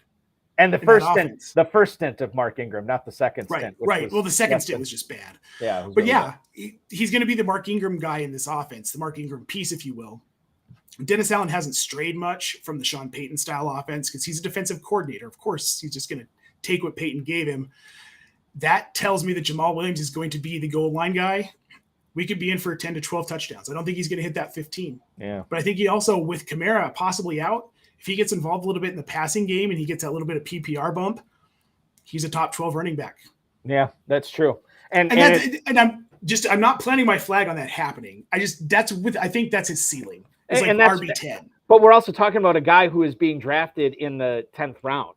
You know what I mean? Right. So like, he's not like, you could plant your flag on him if you want, but like, you don't have to, Right. At that price, it's just, why not? It's a steal. It is a steal for sure. Now here's an interesting guy. And I just saw the tweet come out. He is not playing tonight along with most of the Jets skill position guys, except for Abanikanda. Garrett Wilson.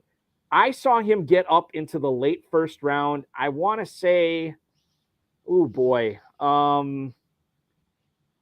It was right before the NFL draft, I think, because Rodgers was on the team at that point. And I felt all offseason people were drafting Garrett Wilson as if Rodgers was already on the team. And then I did see him spike to the end of the first round. He's fallen a little bit, and I think this is more appropriate for his ADP. But you can get him as wide receiver 10 at the 204 right now. Nate, where do you stand on Garrett Wilson as the wide receiver 10 in the early second round?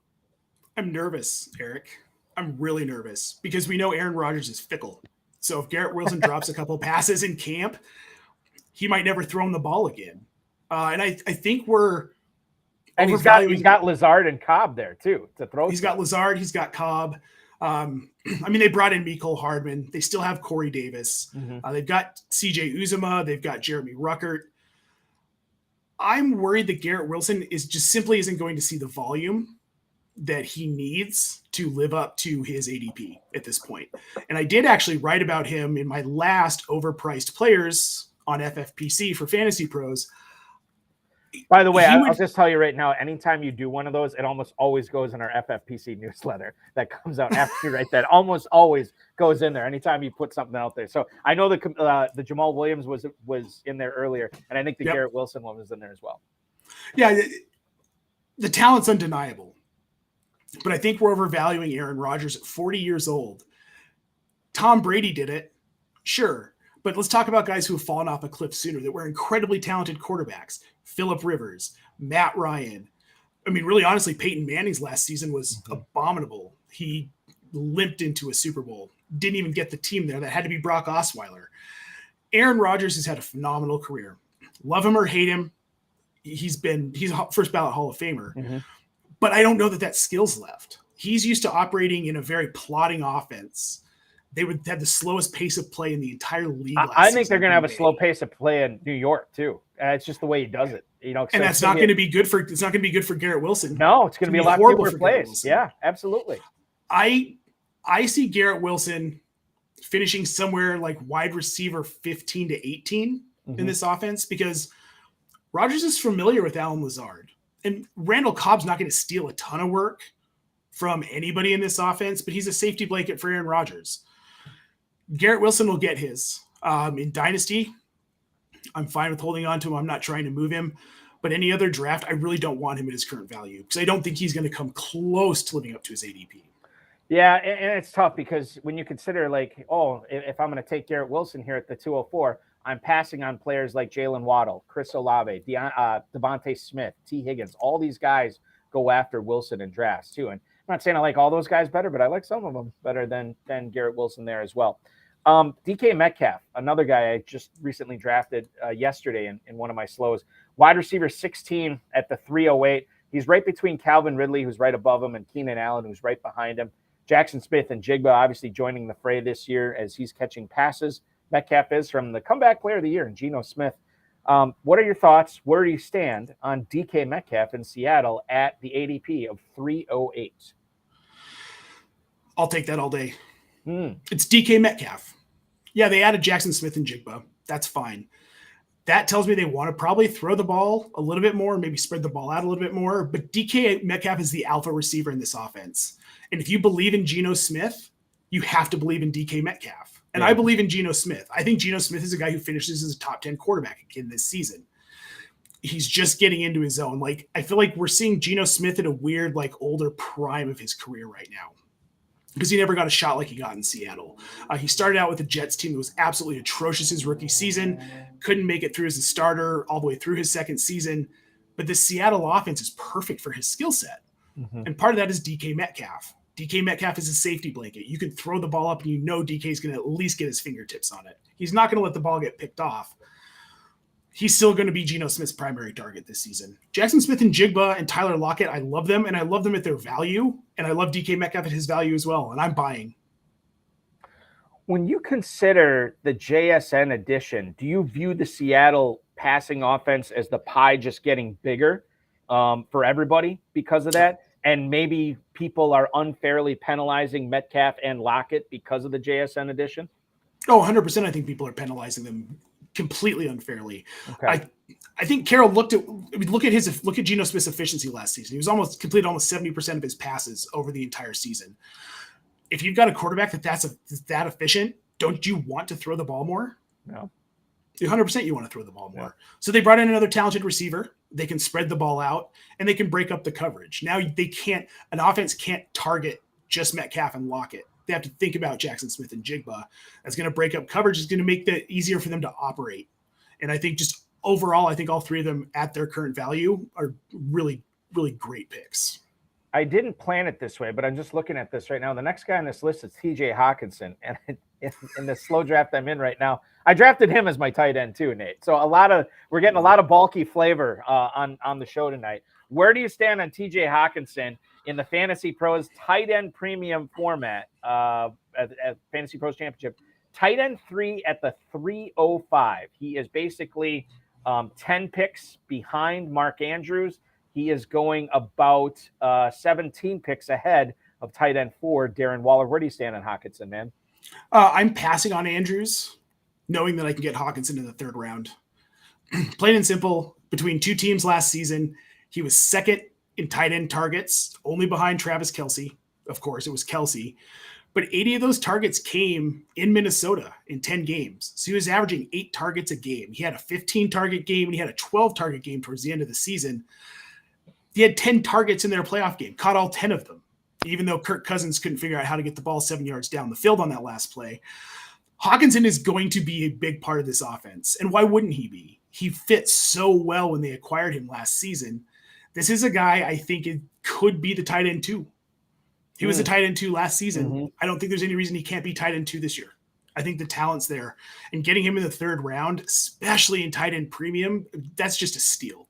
And I think he fell because of Addison, because they added Addison in the draft, and people are freaking out over that.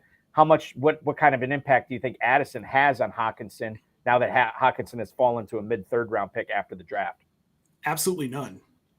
KJ Osborne is someone that you should probably not look at, even as a late round flyer at this point with Addison, but it doesn't affect Hawkinson.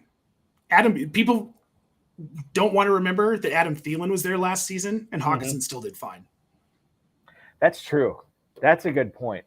And Thielen Thielen obviously was a lot more polished too than Addison, although he probably doesn't have the upside. It balances out. I don't know. Sure. All I know is that Cousins love throwing to Hawkinson. I still don't there's not, honest to God, I think the Packers could finish last in the NFC North. I don't know if they will. In fact, I don't think they will, but I think they could.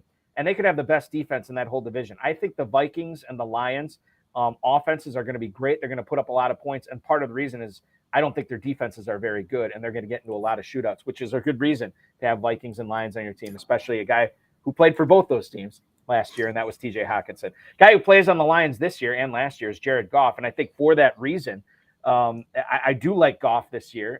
You look at the weapons: Jameson Williams, Amon-Ra St. Brown, Sam Laporta, Jahmyr Gibbs, who everybody is falling all over themselves right now, and maybe deservedly so. Jared Goff, quarterback 17 at the 1308. Where do you stand on Goff at that price? Is he a guy that you have to have as a backup quarterback? I don't know if I'd want him as my starter, or maybe I would. What do you think? So Goff is a guy where I've been snatching up value earlier rounds, taking him as my QB1. He's not that far removed from a season where he was a legitimate MVP candidate, took his team to the Super Bowl. He had Todd Gurley in that backfield those 2 seasons where he played so well in LA. Then they had a committee, and Goff just wasn't the same. But to be honest, that team wasn't the same. It wasn't the same caliber as that team that went to the Super Bowl and lost. They dealt him. They got Matthew Stafford, sent him to an awful Lions team that almost made the playoffs last season and looked really good on the back half of the season doing it. And they just got him more weapons. Mm-hmm. They got him Sam Laporta, who I am incredibly high on in that offense, and they got him Jahmyr Gibbs. So they got him as Todd Gurley. Maybe in a combination, you've got Jahmyr Gibbs and David Montgomery. He was QB 10 last season. I think we see a similar performance out of him. Maybe he even creeps up a little bit with another year in this offense. I'm really high on the Lions. I love the team culture. I love Dan Campbell. And I think Jared Goff still has a lot in the tank. He's got a big arm. He's got Amon-Ra. Now he's got Laporta. They brought Marvin Jones back, which for fantasy is an impact play. Like, I don't want anything to do with Marvin Jones, but that's a locker room vet. And I think that only helps this team.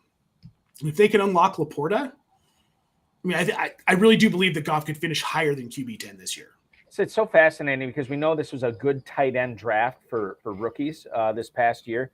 And I almost wonder if, you and I are both in on Kincaid and Laporta. We haven't talked about Michael Mayer yet, but that was a guy through most of the draft, pre-NFL draft season. A lot of people viewed as the number 1 tight end in the class. That guy could be big in Las Vegas without Darren Waller there anymore.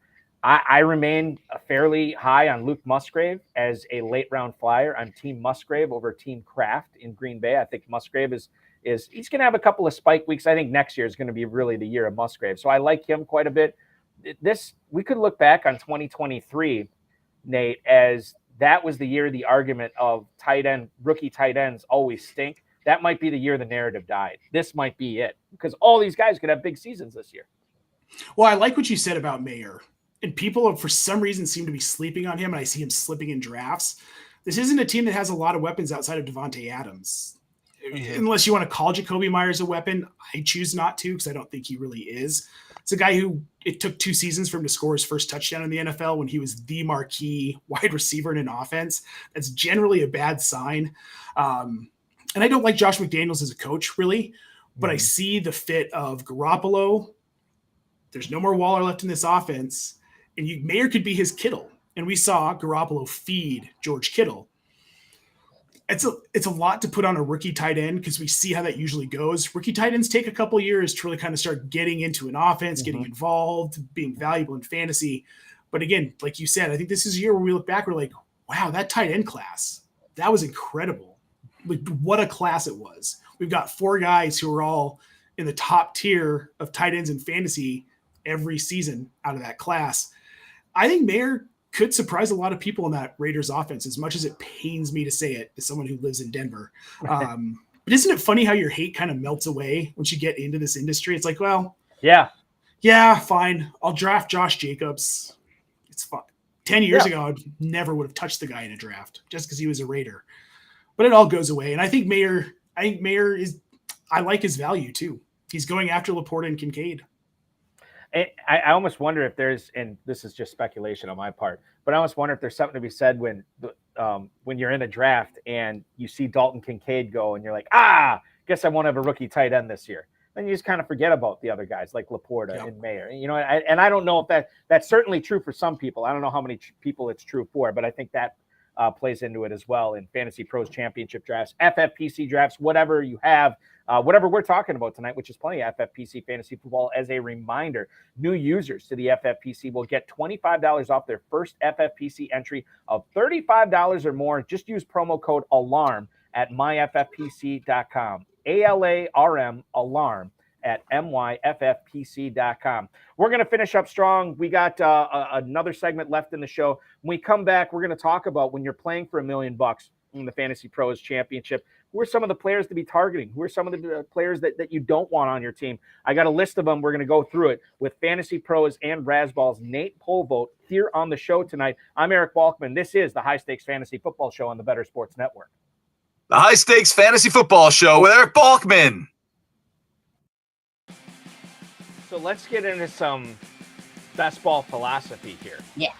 In your experience, going back many, many, many years, drafting in national tournaments, Bradley, have you historically been shying away from the running back position in favor of wide receivers? In favor of, if you're drafting in the FFPC tight end premium format, in favor of tight ends as well? Is that the smart play when you're drafting this early in the drafting season?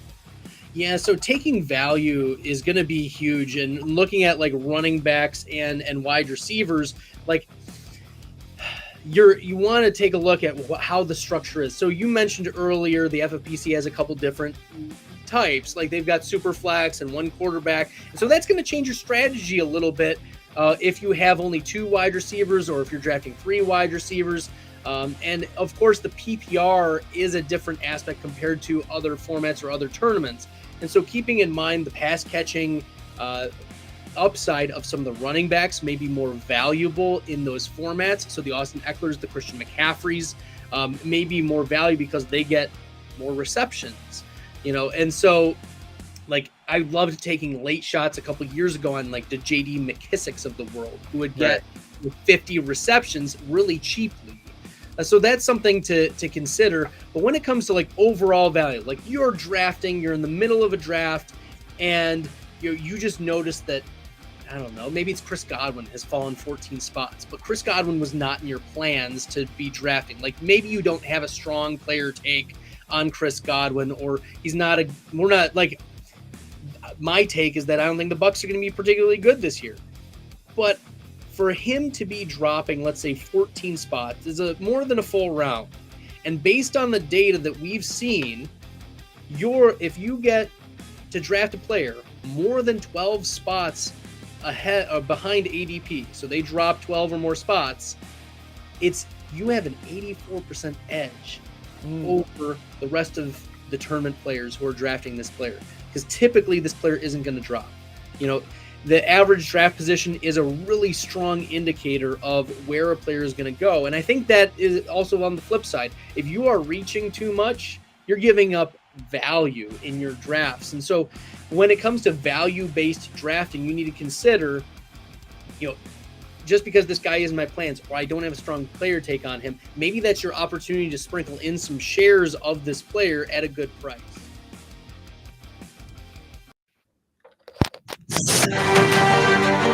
It's the High Stakes Fantasy Football Show on Better Sports Network.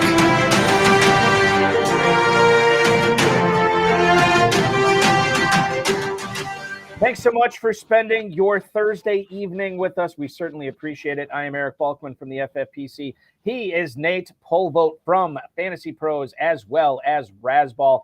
We are kicking it live until 9 o'clock Eastern tonight, in which case, after that, Garrett Price and the Dynasty Nerds will take over your eyes and your ears as we take you on Fantasy Football Night in America here on the Better Sports Network. I've been talking a lot during the show tonight. The FFPC, for the first time ever, and I've been with the company since 2008 during its inception, this is the first time that we've ever offered 2 separate $1 million grand prizes. This is season-long fantasy football. Both of these formats are managed leagues, and what you can do right now is win $1 million in the FFPC main event. It's our flagship event. Live drafts kick off tomorrow. We've had slow drafts basically since when did they start? Probably about 2 weeks or so ago. But the live drafts start off tomorrow night. You can win $1 million in that. Become an FFPC millionaire this year. You can also win the Fantasy Pros Championship, which also pays $1 million for the first time ever this year. And that's just $350 to enter. And if you want to enter in a 3-pack, we're going to give you a discount of $50 on that third team. So you can enter in 3 teams for $1,000, and you can have 3 swings at this $1 million grand prize. Both of them registered for at myffpc.com, where we make millionaires. The Fantasy Pros Championship drafts are always fun. Start 1 quarterback, 2 running backs, 2 receivers, a tight end, a kicker, a defense, and 2 flexes. And I think that makes for some interesting team constructions. We're going to help you with that team construction right now with Nate Polvogt. Nate, I got to ask you, I was going to bring this up last segment, but I know we were talking about Josh Jacobs this one. We talked about Waller. We talked about Myers. We talked about Adams. What about Josh Jacobs right now for the Las Vegas Raiders? When you consider that this dude, I think, has always stood more of a chance to sit out the season, more of a chance than Barkley or any of these other running backs go, like Taylor or whoever. But Josh Jacobs has now fallen in drafts to the running back 11 at the 306. This after leading the league in rushing last year. Is he a target or is he a fade for you at 306 when you're trying to win $1 million? Still a fade. There's too much uncertainty in what's going on in Las Vegas. And really the timing of him bouncing right after that Zoom call with all the top running backs that Austin Eckler had set up. The next day, he's just like, I'm out. I'm leaving. Don't know when I'll be back. So that makes me nervous. It makes me nervous that he's not going to play. From Josh McDaniels' Denver days, I've never really believed he created a good locker room culture as a head coach, because he certainly didn't here. And it doesn't sound like he's done a great job of that in Vegas as well. Things that players have said upon exiting from last season. I don't think Josh Jacobs comes back. I think he says, trade me, and they're not going to trade him. So he sits. So I don't care unless he's falling to like the 19th round. I'm not touching him. Wow. There's okay. way too much risk involved. All right. So then how high would you take a guy like Zamir White? Is he moving up your boards? And by the way, Zamir White in the Fantasy Pros Championship right now is he's not free, but he's going at the 1306, 52nd running back off the board. I'd be okay with that. I'd be 100% okay with that. Even if Josh Jacobs does play, I still think Zamir White gets more involved in this offense because they really have to get him more involved in this offense for Josh Jacobs' sake if he comes back. So I'm okay with that. 13th round, running back, what'd you say, 56? Yeah. Okay. 52. Still, yeah, I'm fine with that. Nate, what about in a dynasty league with Josh Jacobs? If one of the better teams in your league comes up to you and said, hey, we're going to give you our number 1 pick in the rookie draft next year for Josh Jacobs. No strings attached. These are the only 2 components in the deal. What do you do? I take it. Wow. It's first rounder for Josh Jacobs right now. And it should be a late first rounder too. Okay. So you are down on Josh Jacobs. He is a favorite, which is fine. It's just fine. He's talented. I love the talent. Obviously, he was the RB1 last season. There's just too much uncertainty. What about Alexander Madison? And I think this is a guy, I think I know how you're going to answer this. But Madison in Minnesota, no Dalvin Cook there anymore. And I know, now who did they sign today? Abram Smith, I think. I saw before we went on air. Abram Smith is now Minnesota Viking. They still had Ty Chandler, Dwayne McBride, et cetera, et cetera, et cetera. But you have Alexander Madison, running back 21 at the 603. Tell the listeners why you're out on him at that point. Well, we haven't seen a ton of Alexander Madison, right? Mm-hmm. He's played a few times. He's played decently, but he played decently against poor defenses. So why would I be excited about him? All it tells me is that they're not going to run the ball as much. They went out and they got Jordan. Yeah. Kirk Cousins has a good arm. Love him or hate him, he might be the most vanilla player in the league. We haven't finished quarterback yet, so I don't know how vanilla exactly. But I've been told I'm going to fall in love with him. We'll see. There's just nothing about Alexander Madison that excites me. I think that we're all thinking, oh, he's going to be Dalvin Cook, and oh, he popped a few times the last couple of seasons when Dalvin was hurt. I'm just not that excited about him. I think he's being drafted above his ceiling at this point. Yeah, 6th round. I could see that. I could definitely see that. More than a few Packers fans have told, because I have not watched quarterback yet. More than a few Packers fans have told me I got to stop watching quarterback because I'm starting to like Kirk Cousins. Like, I don't know if that's an endorsement to see it or if it's an endorsement not to see it, but I haven't yet. We'll see what happens there. Keep it on the running back tip here. Tony Pollard my co-host and the guy who's co-hosted this show with me, FFPC player Dave Terpoli. We're actually doing a show with him this week where he's drafting a live Fantasy Pros Championship team. It's going to be very exciting. And he said last year that if there was no Ezekiel Elliott, Tony Pollard would be a slam dunk top 5 overall player for him this year. As of right now, Elliott is still not on the team. And while Pollard is not in the top 5 overall in the Fantasy Pros Championship ADP, he has creeped up to running back 6 at the 205. Is he a target or a fade for you at that point in your draft? I'm nervous about the volume. I'm nervous that people are expecting him to assume full-on RB1 duties with Zeke gone. I don't think Tony Pollard's that kind of back. I think he played at his ceiling last season, even without Ezekiel Elliott around, which I wouldn't be surprised to see them bring Zeke back on a much cheaper deal. Mm-hmm. I think that might be kind of what Jerry Jones was thinking in releasing him. Like, there's going to be a huge market for this dude. Let him test it. He'll come back, sign a cheaper deal. I like Pollard as like RB 10 to 14, probably somewhere in that range this season. I'm not taking him at RB 6. There are guys I would just much rather have ahead of him at that value. I don't see it happening. Could it? I could be totally wrong. You know, as analysts, sometimes every once in a while we get things wrong. But no, an RB6 is too rich for me right now. I think one of the things that makes Pollard great, or one of the things that made him so great, was how efficient he was with his touches. And I wonder if he does get this added workload, if all of a sudden that efficiency takes a step back and he's actually doing less with more this year. That's the concern I have with Pollard. Not necessarily about the volume, because I think there's still, it might actually be like, you know what actually would be a great, if you're looking at Tony Pollard, is if Elliott signs there, or if Fournette signs there, or some of these other guys, because I think then the bottom will drop out on Pollard and there'll be a buying opportunity for about a week and a half or so. And then all of a sudden people are like, wait a minute, why do we care about they signed Elliott? Pollard was great last year with Elliott, and then he goes back up again. But I think like that's the little sweet spot that you should be hoping for with Tony Pollard this year. But as it stands right now, yeah, I'm with you. I'm a little bit nervous about it. Devontae Smith, one of the most elite offenses in the NFL, features both A.J. Brown and Smith on the outside. Devontae Smith is being drafted currently in the Fantasy Pros Championship as wide receiver 13 at the 211. A.J. Brown's wide receiver 8 at the 201. So these guys are both going in the second round on average. Is Devontae Smith a nice target for you there, or would you be fading him in favor of somebody else? No, I love him there. Devontae Smith is in what you said, the most dynamic offense, one of the most powerful offenses in the NFL. Patrick Mahomes bested him in the Super Bowl because it's Patrick Mahomes. Mm-hmm. Any other team in the AFC, they would have crushed in that game. Absolutely crushed. And nothing's changed. They basically got the same offensive line. They've got the same receiving core. They lost their offensive coordinator, Shane Steichen, but I'm really not that worried about that. I think Nick Sirianni has his hands deep enough in that offense that they're going to be just fine. Then they went out and they got DeAndre Swift. So this offense just got better.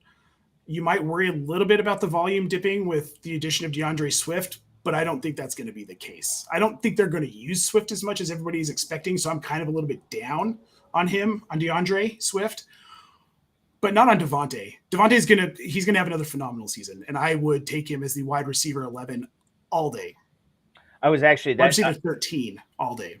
Regarding Swift, when you bring that up, I was actually hoping in one of my slow drafts that I was in, where I told you I took Javonte Williams, I was hoping the guy before me didn't take Williams, because then I was going to be in a conundrum. Like, do I have to, because I only have one running back on my roster. I'm like, God, do I take Swift here? I don't know if I should, because the concerns with the Eagles backfield is that it is the Eagles backfield, and they usually use a big time committee approach. And Swift is there, Penny's there. I love Kenneth Gainwell late. In fact, I'd be gobbling him up in a lot of drafts right now, because he's going towards the end of drafts, and Rashad Penny and DeAndre Swift, no strangers to the trainers table over the course of their career, which makes Gainwell very valuable. So you like Smith, Devontae Smith at the end of the second round. I can get on board with that. We talked a little bit about Mark Andrews and the Ravens pass catchers earlier in the program. Tight end 2 at the 207. Mark Andrews, you believe, leads the Ravens in targets, so I would assume that he is a target for you in the tight end premium format of the Fantasy Pros Championship in the mid-second round. Oh, 100%. That's a no-brainer. You take Mark Andrews in the middle of the second round in this format. Because again, like you referenced, I think he's going to lead the team in targets. There's a little bit more competition, obviously, but he's still going to lead the team in targets. We might see a little bit of a downtick in his volume, but I don't think it's going to be enough to be worried about it.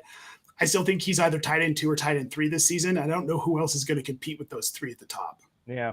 Yeah. And that's the thing. It's like there is TJ Hawkinson goes off the board at the 305, and then you basically have to wait about a round and a half for the next batch of tight ends, and that's Waller, Kittle, Pitts, and Goddard there. Where do you stand on Dallas Goedert, by the way? We talked about how prolific the Eagles' offense was. Dallas Goedert at the 506, bearing in mind that he might be the third, potentially fourth option on that team in the passing offense. I'm okay with it. I think Dallas Goedert's still going to get his. And again, the tight end position is so thin for fantasy football. Mm-hmm. And he saw volume last season in essentially the same offense. So I'm okay with it. I think he's probably still a top 5 tight end. Is Justin Herbert a top 5 quarterback? I think that's the question we should be asking right now. He's being drafted as the 6th quarterback off the board at the 506 in the Fantasy Pros Championship, a single quarterback start league. He is between Burrow. He is between Fields. Who was I talking with the other day? I was talking with somebody, and I said, you know what? I could kind of see Herbert catching Burrow and moving into being the 5th quarterback off the board in the Fantasy Pros Championship because of the injury to Burrow, and I think people would be a little bit less likely to take him in the early 5th round where he had been going. But Herbert is a guy that I think it's just wheels up for him this year, man. Like, he gets Kellen Moore. They added a first-round pick receiver in Quentin Johnston for him to throw to. I love Gerald Everett last year. I like him again this year. Williams and Allen, I think, are due for big seasons as well. And then they have Austin Eckler in the backfield. I mean, this is as high-powered of an offense as you're going to see anywhere. Kansas City, Philadelphia, they're right up with those two teams as well. And then when you look at a player like Herbert here, the signal caller, the guy who's leading the charge, I think there are a lot worse ways to spend a mid-5th round draft pick than Herbert. So I'm in on him there as a target. I am as well. I love that you referenced Kellen Moore being the OC there. And something that made me really excited was reading an interview with Mike McCarthy where he said, Kellen Moore's a great offensive coordinator, but he's a kid. He just wants to air it out. But that's not how we do it here. We run the ball. We keep the ball on the ground.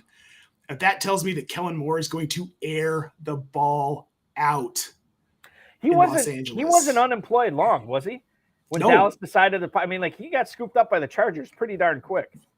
Well, way better option than who they had last year, Joe Lombardi. Yeah. He just made a mess of that offense. I'm really excited about Kellen Moore running this offense, and I'm really excited about Justin Herbert. And Herbert was playing hurt a lot last year too, which he's recovered from this year, which is another thing to keep in mind. And they beefed up their offensive line, so he's going to have more protection. I'm kind of high on most of this offense this season, even against my better judgment, Gerald Everett. What now? Why do you say against your better judgment? What don't you like about Gerald Everett? Or what? Every time I've drafted him, he's burned me. He's just been so mediocre. Okay. And so if I draft him this year, he's guaranteed to be mediocre. Let's get back to Dallas here for a second, because I know what you're talking about with the McCarthy thing. And I thought I had a chuckle when I heard that as well, because this is a guy that was in Green Bay for years and basically got run out of town by his quarterback because of his stubbornness and his unwillingness to change. And as Brad Pitt, as Billy Beane and Moneyball would say, adapt or die. Well, Mike McCarthy chose to have his career in Green Bay die rather than adapt. And then he spends the year off with, working with all these other former NFL head coaches, and they're trying to get up on what the kids are doing in the NFL, right? And trying to figure that out. And then what happens? He gets to work with a kid in Kellen Moore. Cowboys offense is really good when everybody's healthy last year. And then he decides to part ways with him, making it seem like Kellen Moore, he's kind of a joke because he just wants to pass all the time.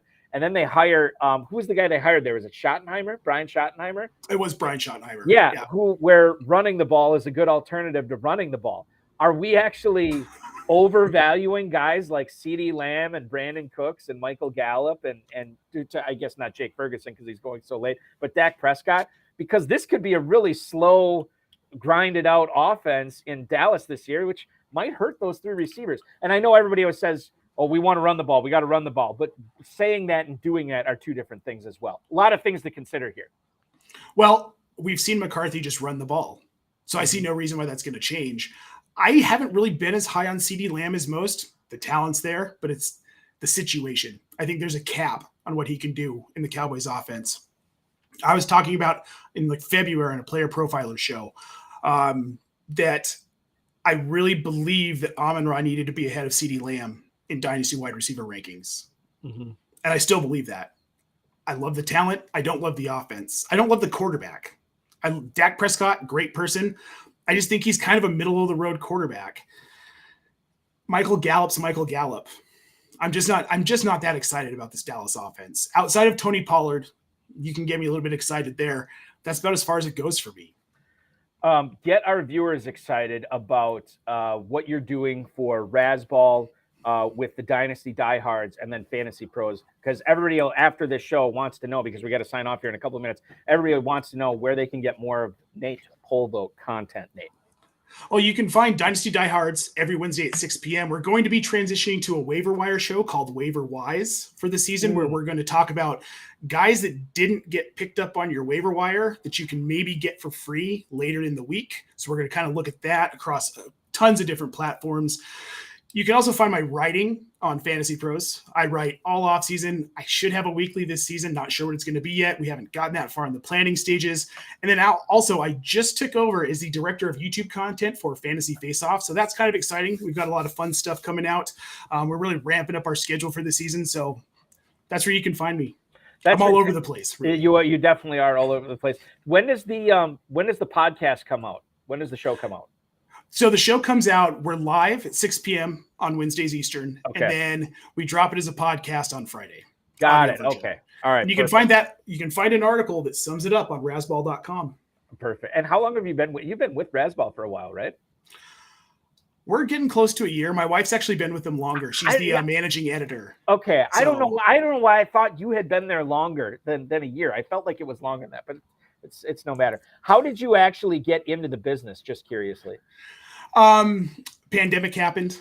My wife and I had been talking about doing a football podcast for like a good decade. Saw a tweet on Twitter asking for writers for In Between Media. Outside of my character, I was like, I'm going to respond to this guy. And there you go. 3 years later, almost to the day, just kind of wormed my way in, made people like me and pay me. For you. That's awesome, Nate. It helps to have a wife who's in the industry as well. She's a senior editor for Fantasy Pros, and she's the managing editor at Razzball. So I got it. She's in the thick of it with me, so she doesn't get mad at me for watching football. Now she's not. Is she? You don't have to answer to her. Is she your boss? Not kind of with Razzball. She edits all my stuff at Razzball. She ends up editing a lot of my stuff at Fantasy Pros too. But it's kind of nice to have her sitting next to me and be like, "You need to fix this. Yeah. Don't do this again." So it's really honed my writing. That's good. That's good. Behind every great man is a great woman. Obviously, 100%. True for you. True for me as well.